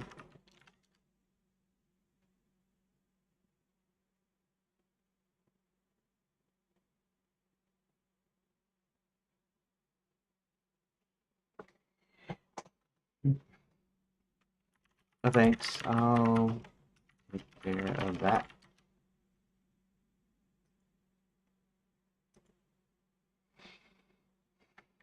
Okay, so marginally related, I have 7 book titles.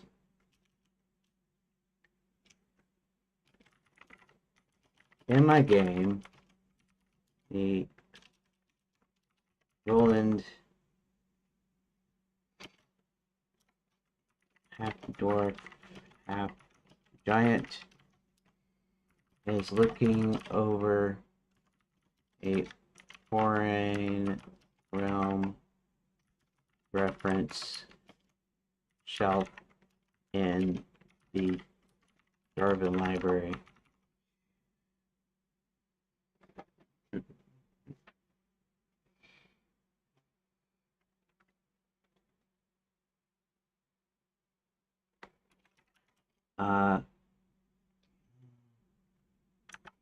My game is about a magic kingdom turned tourist resort falling on hard times. Roland is going to find some information about people that end up missing by going into the kingdom. But there are only 3 secret ways of getting there.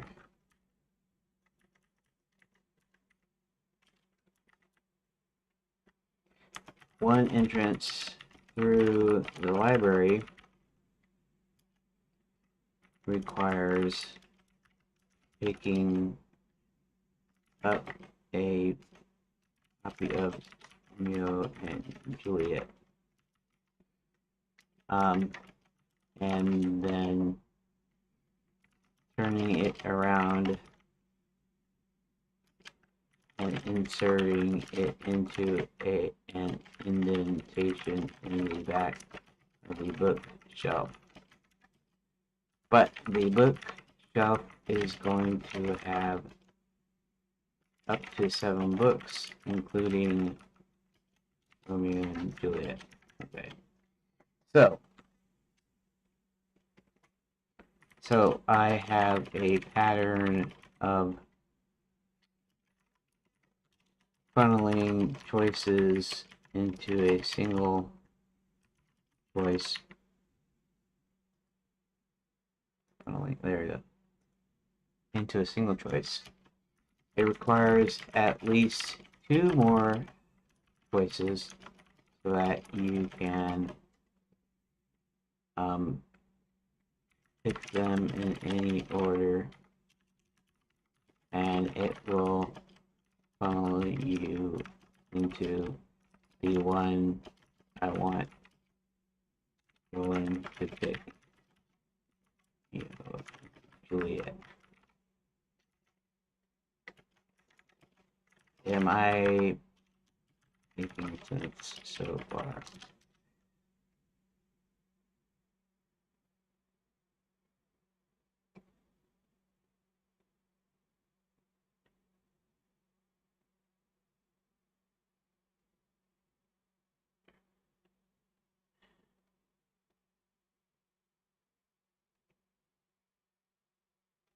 Okay.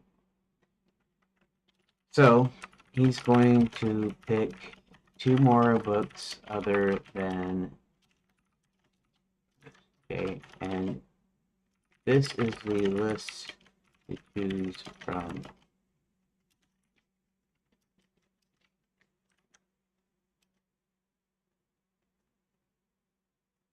Okay. So we'll see what it says. Right? See what it says. Parody and puzzle design. Each title is a clear nod.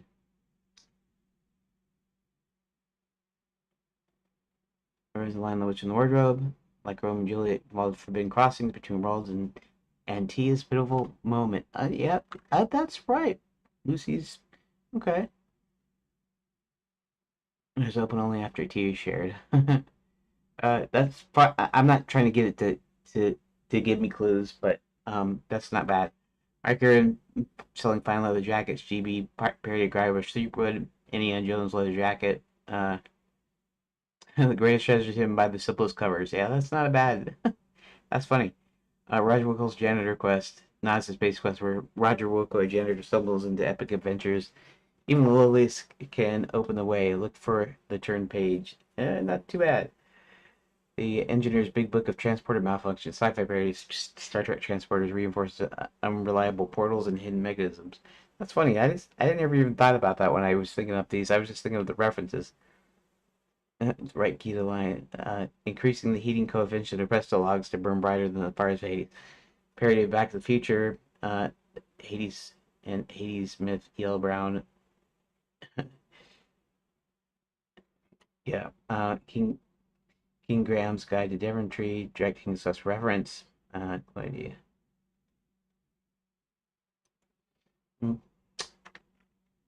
Okay. That's fine. I just wanted to ask you which 2 decoy books. Not really decoys, but just to alternate voices that Roland would pick, because it could have some sort of clue as to how he's going to get into the Gnome Kingdom.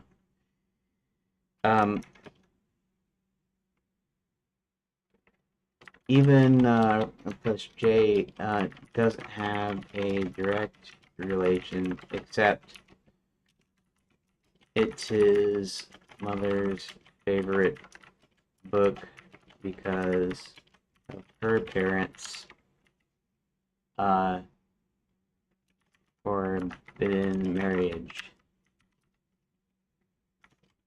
He was a dwarf and she was a gnome. And so Roland's maternal grandparents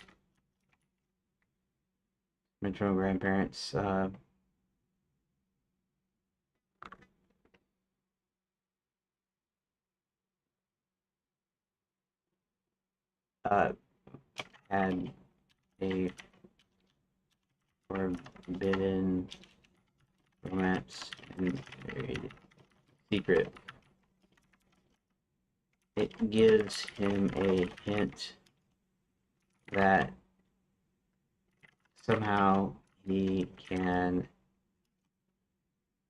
enter in to the gnome kingdom if he solves a riddle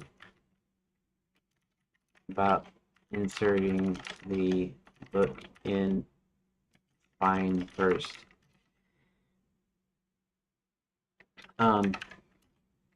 So I'm just thinking, what two books would you pick out of the remaining 6 that could have a possible, not that necessarily does. So let's see what we got.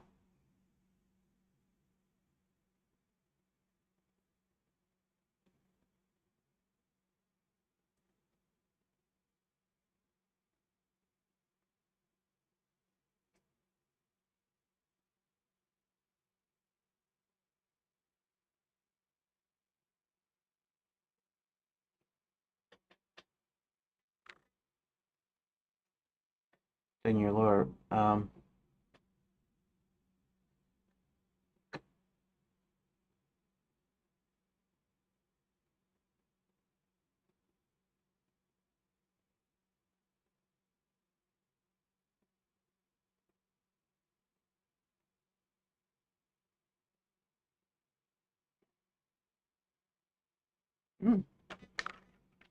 that's an interesting choice. I think I like it.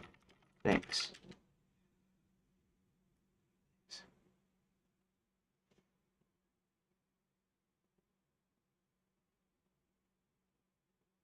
Okay, so let's do the other thing.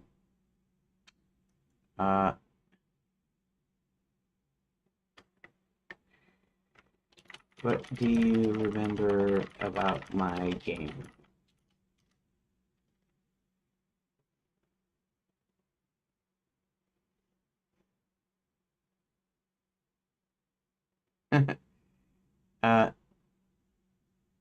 I should have not capitalized game though. Chainlands.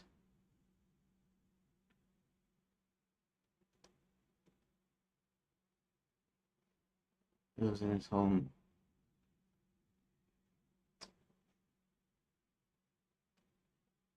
Yeah, that's actually an old thing, but that's cool. That's actually correct.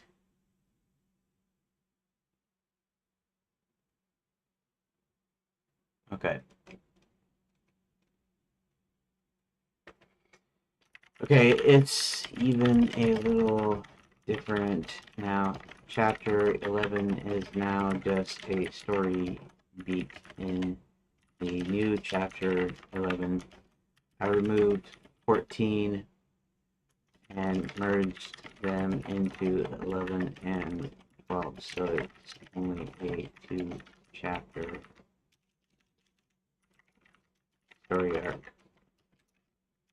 Okay, so chapter 11 concerns Roland, the order size 4, AE,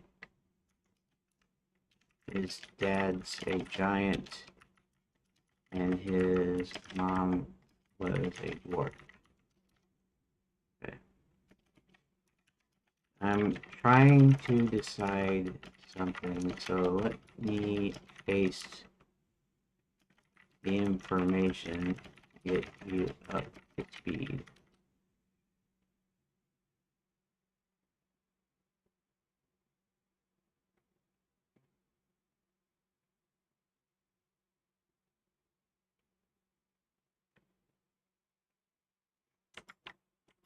Okay, so we're gonna go ahead and I'm not gonna go to that. I'm gonna go to the information here.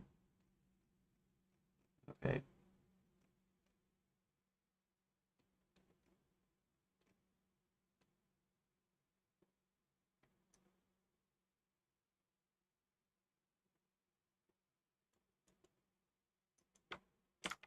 Um,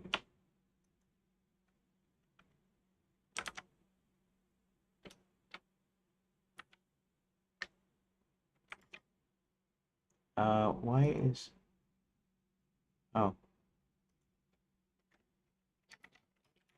with me so far?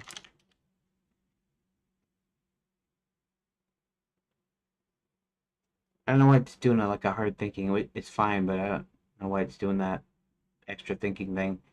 Maybe it just does that with everything now.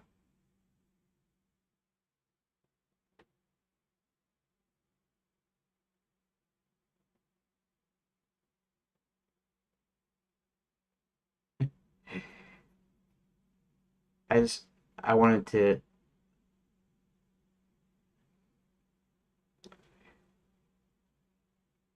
I guess I would make sure that, yes, logged in.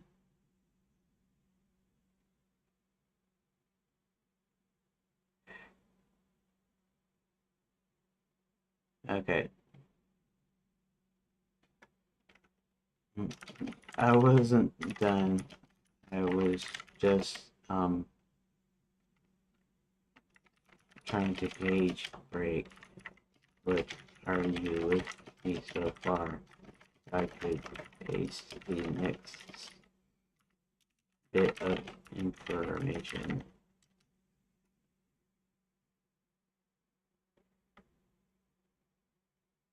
I don't know why it's okay. Okay.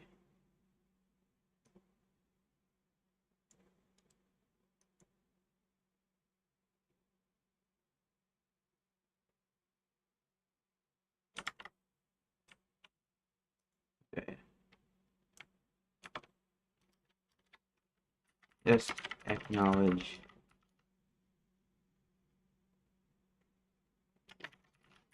Going he's going to pick 2 more books from those 6 other than Romeo and Juliet.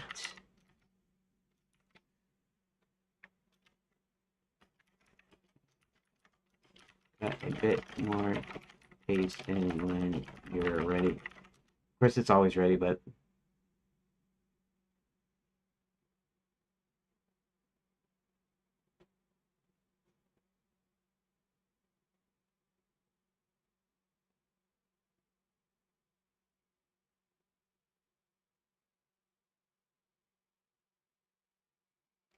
interesting.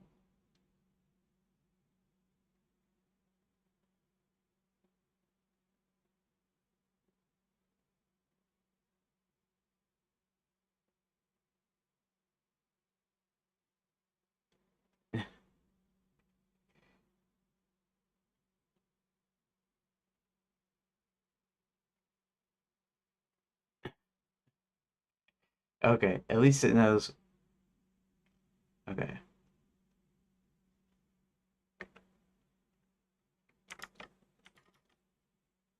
All right, let's do the last here.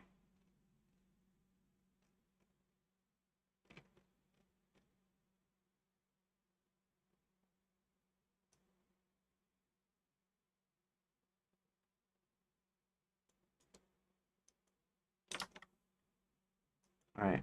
I'm just going to paste this in directly as I pasted in the other.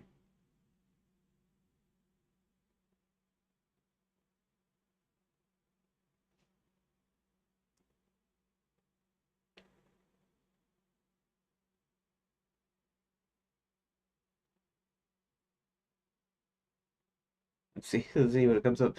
It's kind of interesting though. The thinking thing is kind of interesting. Interesting.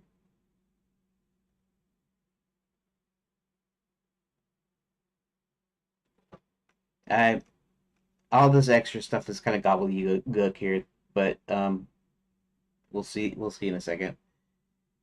Let's see. Possible clues.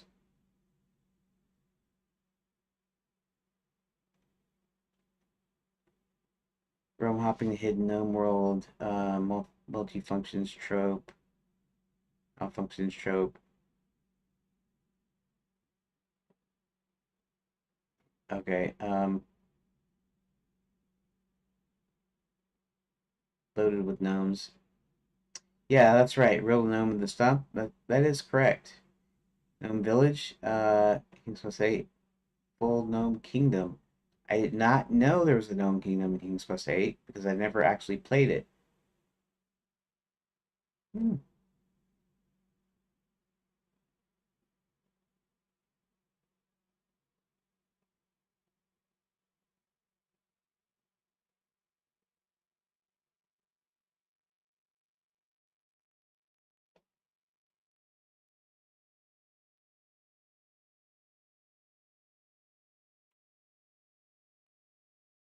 Filler.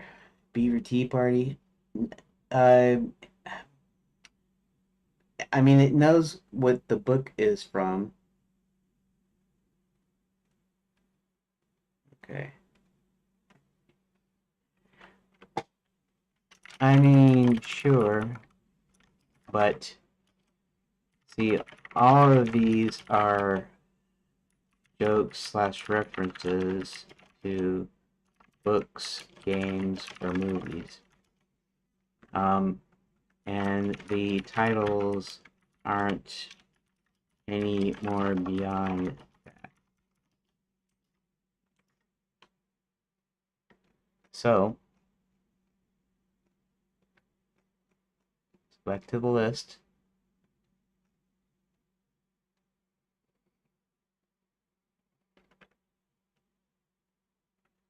Um,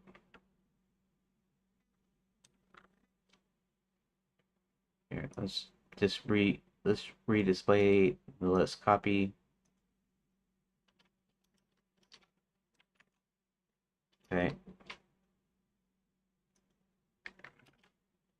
Reference to the Lion, the Witch, and the Wardrobe. Really, when the children visited the beavers and ate and talked with them. Actually, Lucy first enters Narnia and actually has tea with Mr. Thomas. I don't know if I actually spelled that right. I don't remember. Um,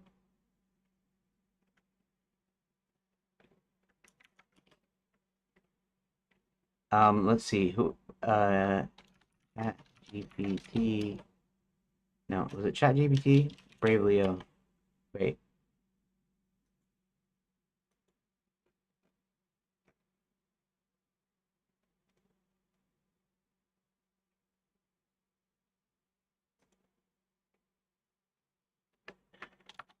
Brave Leo thought this was a good choice because of the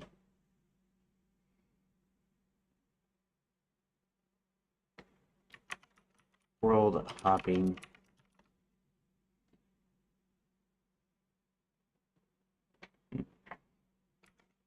Okay. Just a reference to Star Trek in general. Chat GPT liked this one because it's technical. And so some blueprints or plans or technical drawings might appear to help in the search for the entrance into the Gnome Kingdom. Okay. Enter. Let's go down this one. Just a Back to the Future reference and the discussion that Doc Brown, I should put Dr. E.L. Brown in there, but Doc Brown had with the trained engineer in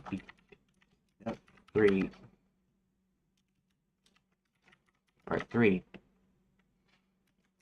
Although the actual dialogue was other than the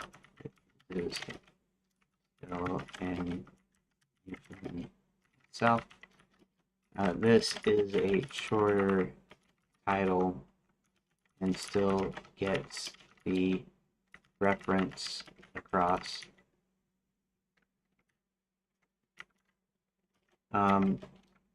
ChatGPT also thought it was good because it's more of a technical manual.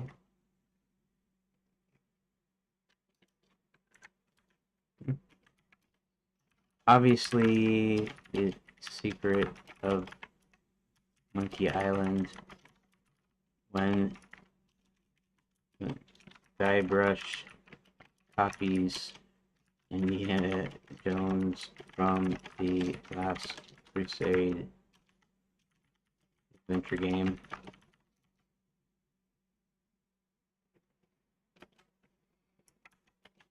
Just a joke, though. Here. Janitor quest. This is, of course, a nod to Space Quest. It just sounds funny, like maybe it's his memoirs or something. Direct reference to King's Quest.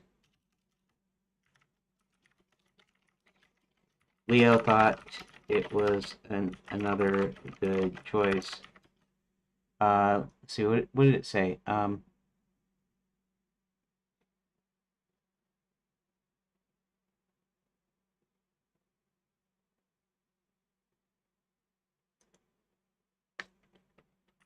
Said it was a bridge. How did it say it? A bridge, legendary bridge between mortal and magical realms.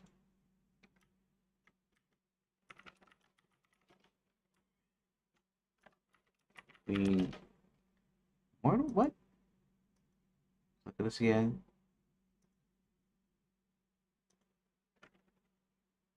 Mortal and magical realms.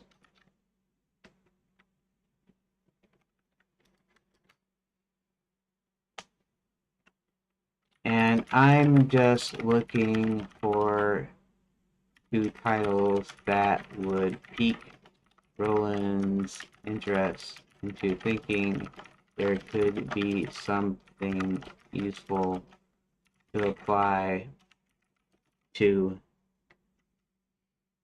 him trying to get into the Gnome Kingdom. I didn't realize King's Quest 8 had a Gnome Kingdom, but then again, I never played that one.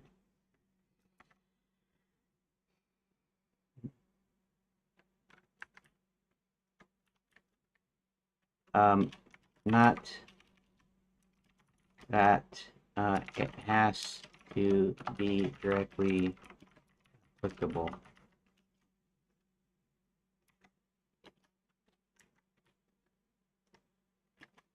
So really,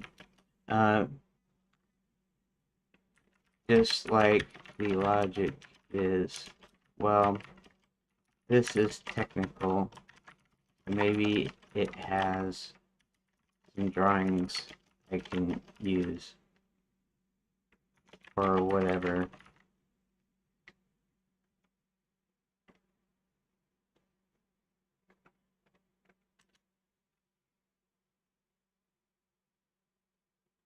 No sense. So the Easter egg reference title is meant to be light and nostalgic gags for players who catch them, not deep lore bombs. Roland would logically gravitate towards a book that feel practical, technical, or realm-hopping, magical, access-related. Something he could flip through for diagrams, blueprints, instructions, or tips on sneaking into hidden underworld places. This idea is that this might have useful drawings, plans, or this talks about bridging roads, or even if it's just an excuse to pull it.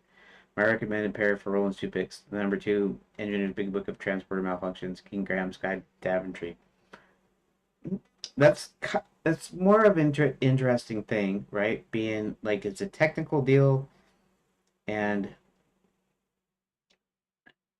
almost though I don't think how transporter malfunctions would pique your interest, but maybe because it says engineer on there, he's thinking that it's technical. Strongest fits technical manual with implied schematics, error codes, reversal fixes, or malfunction diagrams. Big-handed, half-giant thinking if transporters glitch wrong sizes. Okay.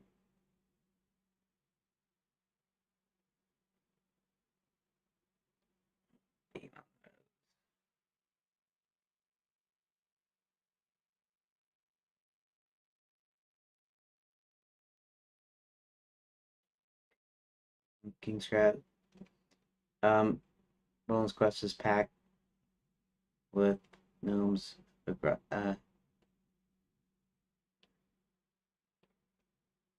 Yeah,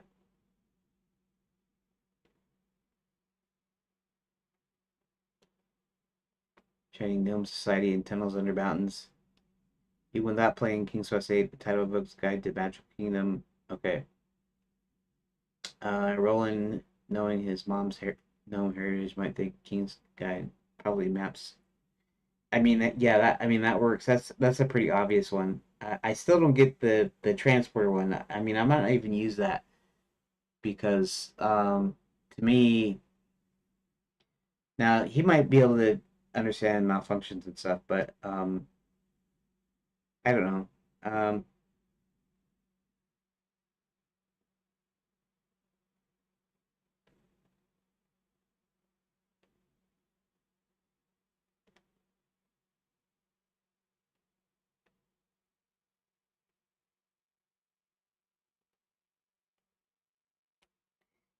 Yeah, technical ish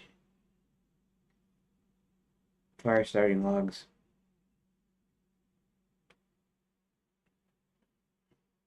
leather jackets. That's fine.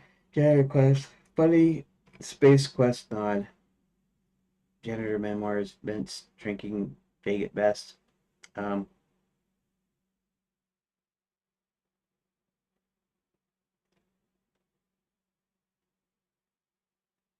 Gotta be diagrams for reversing beams or shrinking portals. Okay.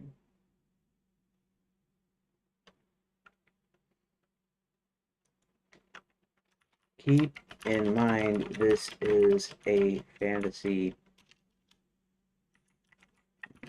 game, but I allow sci-fi references because um, other realms can have anything. Not like an ancient time period. It's more temporary, which means I can lace in some sci-fi jokes or references.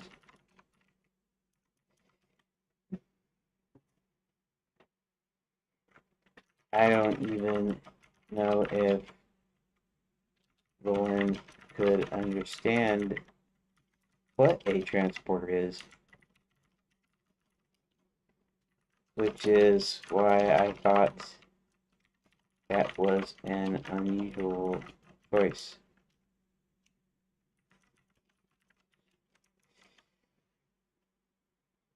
And actually, the silver chair, that's kind of interesting.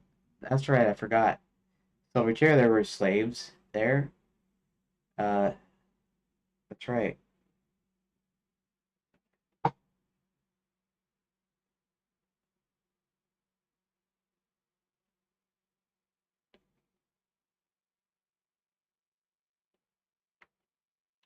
Engineer, maybe. Malfunctions. Okay. So possible.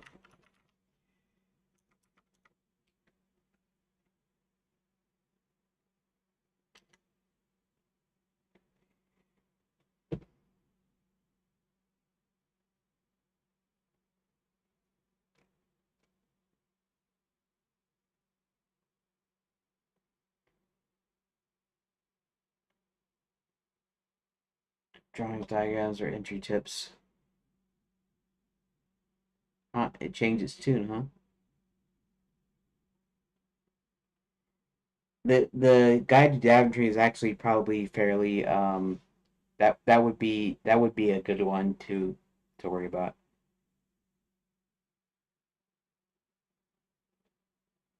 Eight COVID so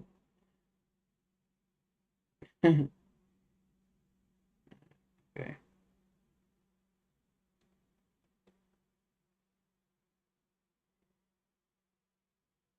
You could hand wave his engineer's magic cart's portal's gone wrong, still presto feels safer. Uh hmm, okay. Okay, so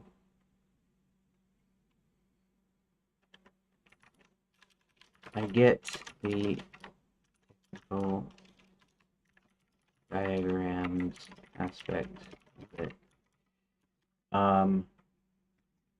Also consider the actual entrance.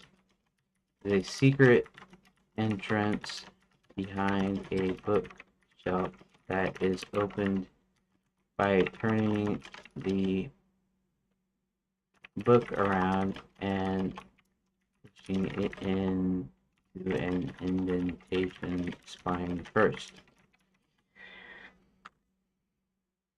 Okay.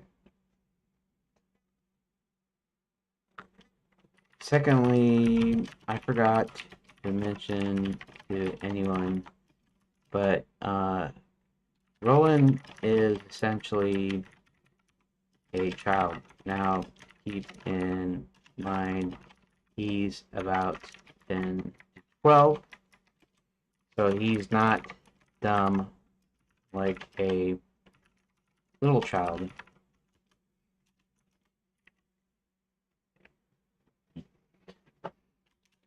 But he also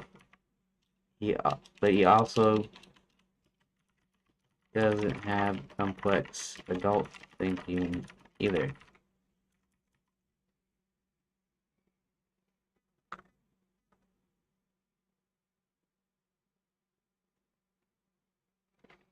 Honestly, I should have thought of one more book title that sounds like it could hold some directions on how to get into the known kingdom.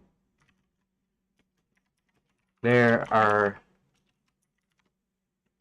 is two other sections that reference two other ways in. This is just his grandparents' secret passage to their secret home. This is quite interesting, though.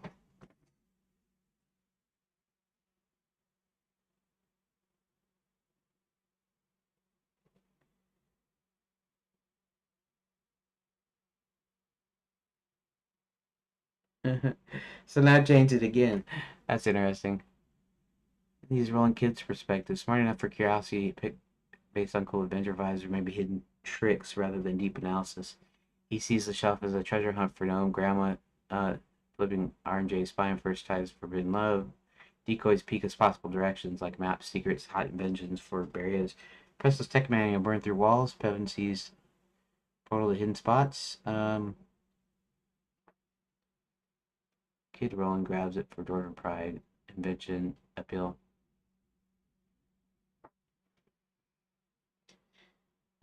Yeah, and I didn't think about that. Yeah, probably the dwarves would be master metalworkers, right? Especially since they work with Quicksilver anyways. The master metalworkers, and so it's true they would have forges and stuff, and so he'd probably know about the forges too. I mean, he'd be that smart, I think, probably.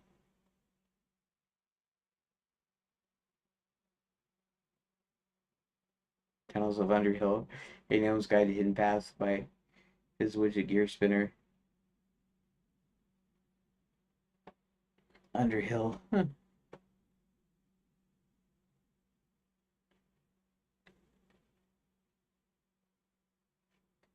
Huh, that's not a bad idea.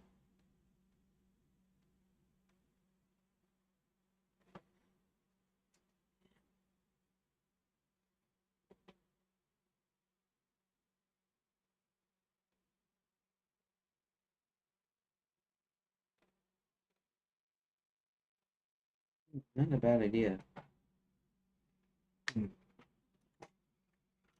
And you think of that. So yeah, some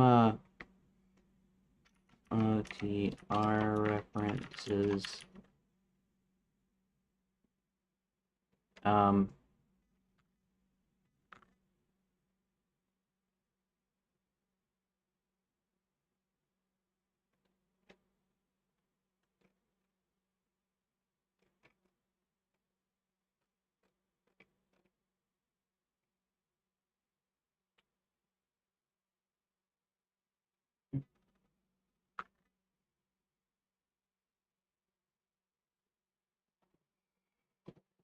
hmm, actually, should probably center it around um, yeah.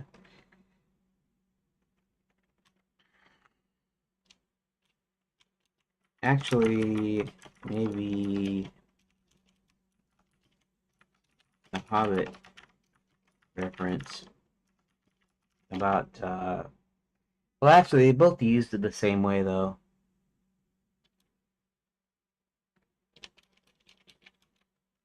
For Hobbit references. Something like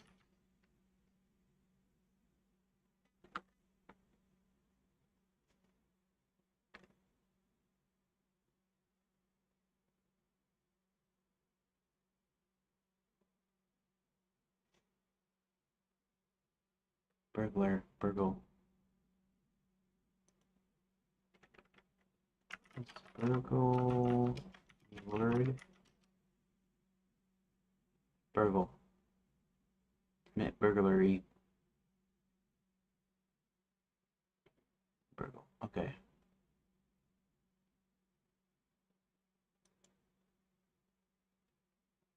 Uh,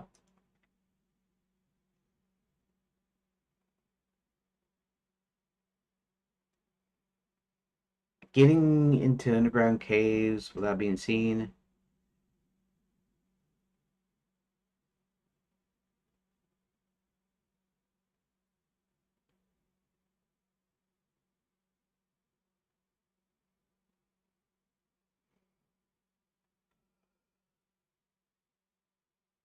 Hmm.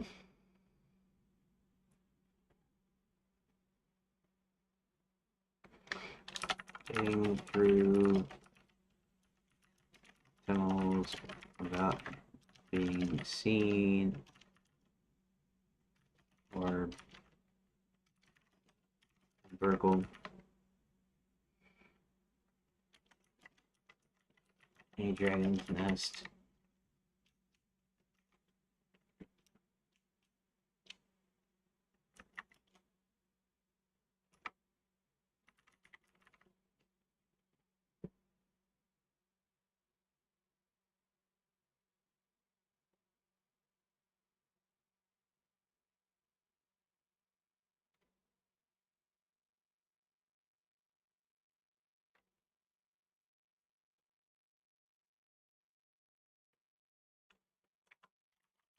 Some such. I have to give it a little more thought.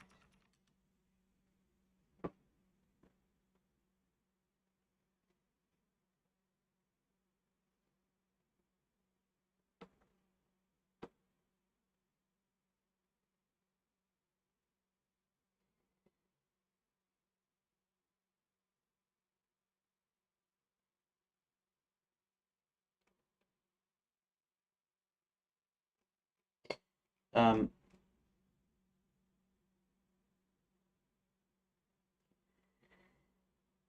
are perfect for a kid rolling. Dwarven Pride, Mom's Side, Secret Underground, Pals, Echo, Gnome Parents, Hidden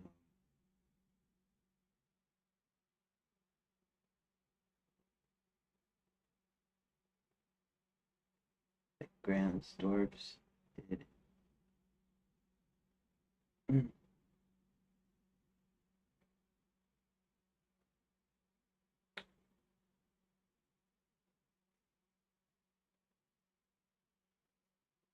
Oh my god, there you go. Goblin Town, Kid Adventure Appeal. Let's see.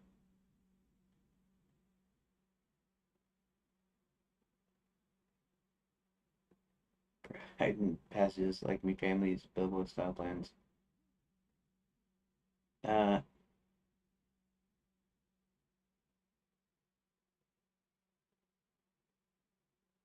Secret ways in diagrams. Option one, the strongest.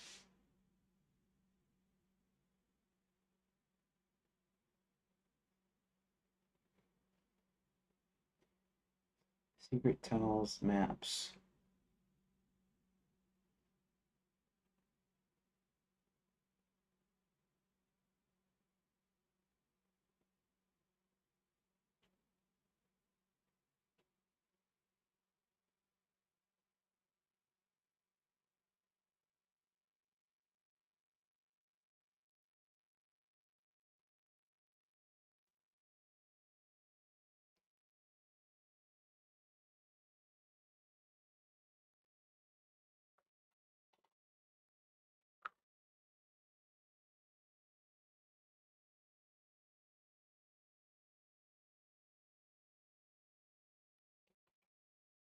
Okay, I'll consider it.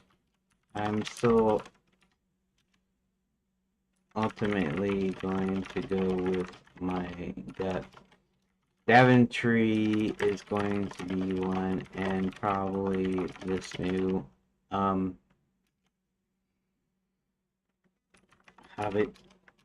inspired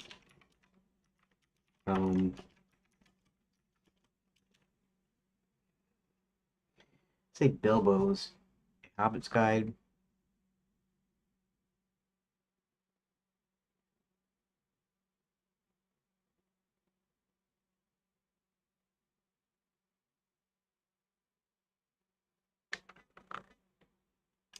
Maybe Underhills to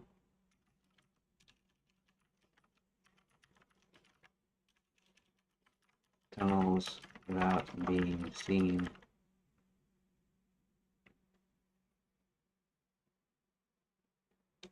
How to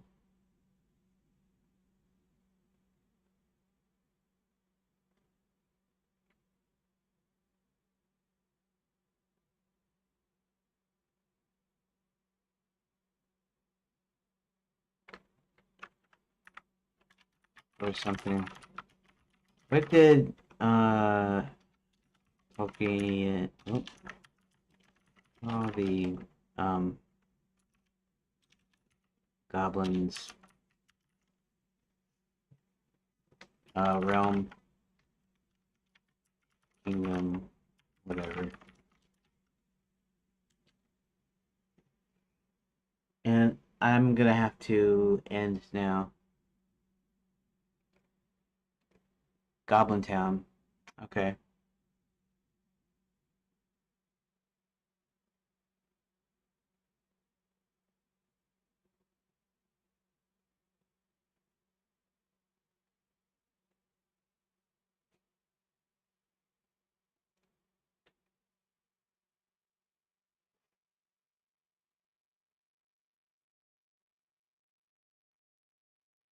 Um.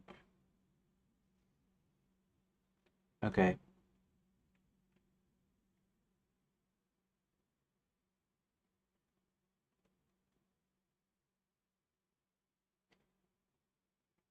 A guide to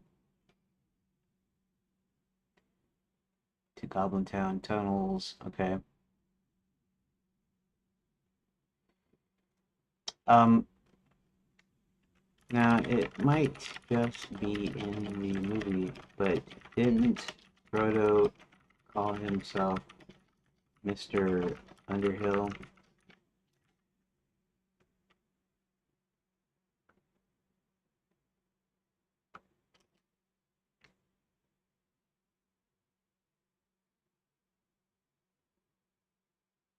Or rather, introduces himself. Yeah, in the Prancing Pony, right?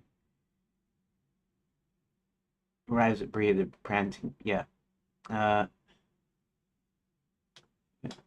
No longer safe outside the Shire.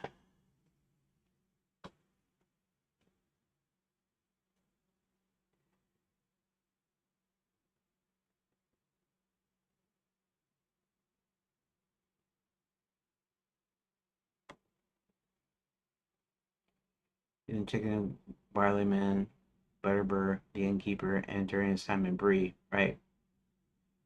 Mr. Underhill when they first meet. Clear later choice first neighborhood, Hobbiton, where Bag Inn is located. Tying into the Hobbit holes being dug in the hillside is also subtly nods back to the hobby where Bilbo's adventures involve Overhill and Underhill. And Smog calls him Underhill in the films, more explicit there. Smog. Okay.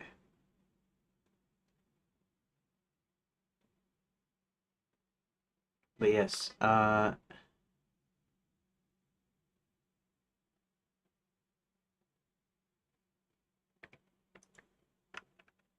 so I'll probably use Underhill as the name instead of Bilbo, Frodo, or Baggins.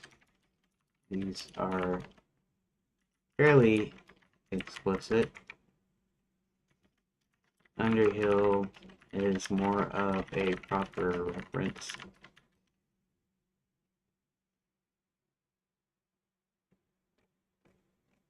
Underhill is perfect reference.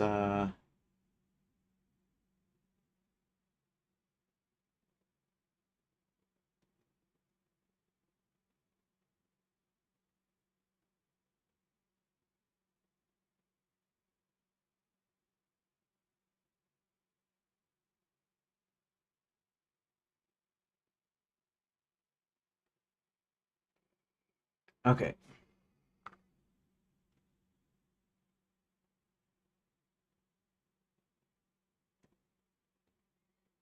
Underhill Secrets of Goblin Town. Hidden paths and back to yeah, something like that. Sure, that'll work.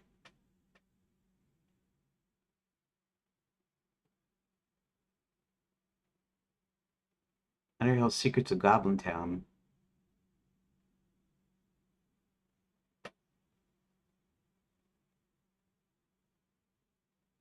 Um,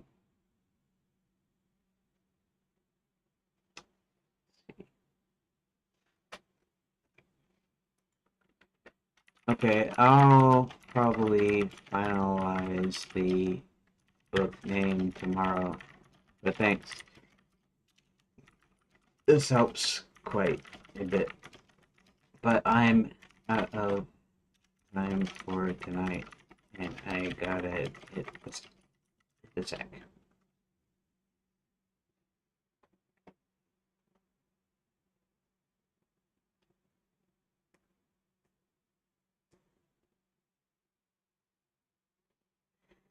Okay, so I'm gonna go ahead and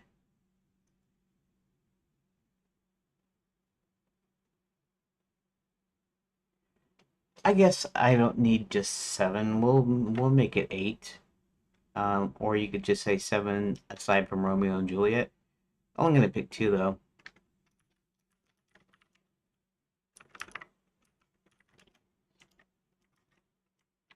Ariel's what? Let's see.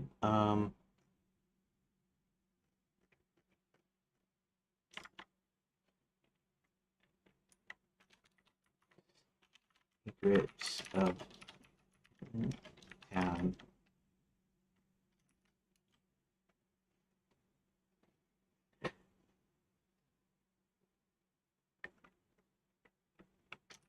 How to explore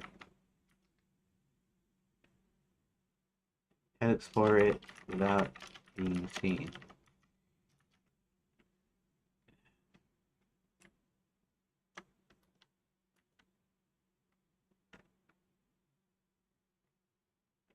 Explore the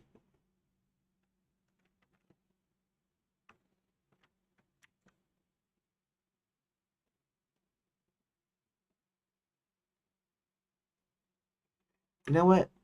Maybe I don't need this subtitle. Underhill Secrets of Goblin Town. And just directly. I mean the thing is direct references. Because I'm gonna be presenting. I'm just gonna be presenting it as a thing where he's gonna look through it and go, that doesn't, there's nothing there. So Underhill Secrets of Goblin Town. That's good. I know that's directly okay. So that about does it for tonight. And tomorrow, uh, I'll try to continue with this page and with this particular path. So I'm gonna do my little recording real quick. Today is still Tuesday, March 10th, 2026, and uh, tonight with this bonus stream, I got several book titles for the Foreign Realms section with various references to things, 2 of which I'm going to use as decoy books to funnel down into the proper book, which is Romeo and Juliet. So that's what I got done today using Brave Leo, ChatGPT, and Grok. Okay, so I want to thank everybody for watching and or listening, or later on if you're watching the VOD. So yeah, thank you for watching part 3 bonus. See you tomorrow.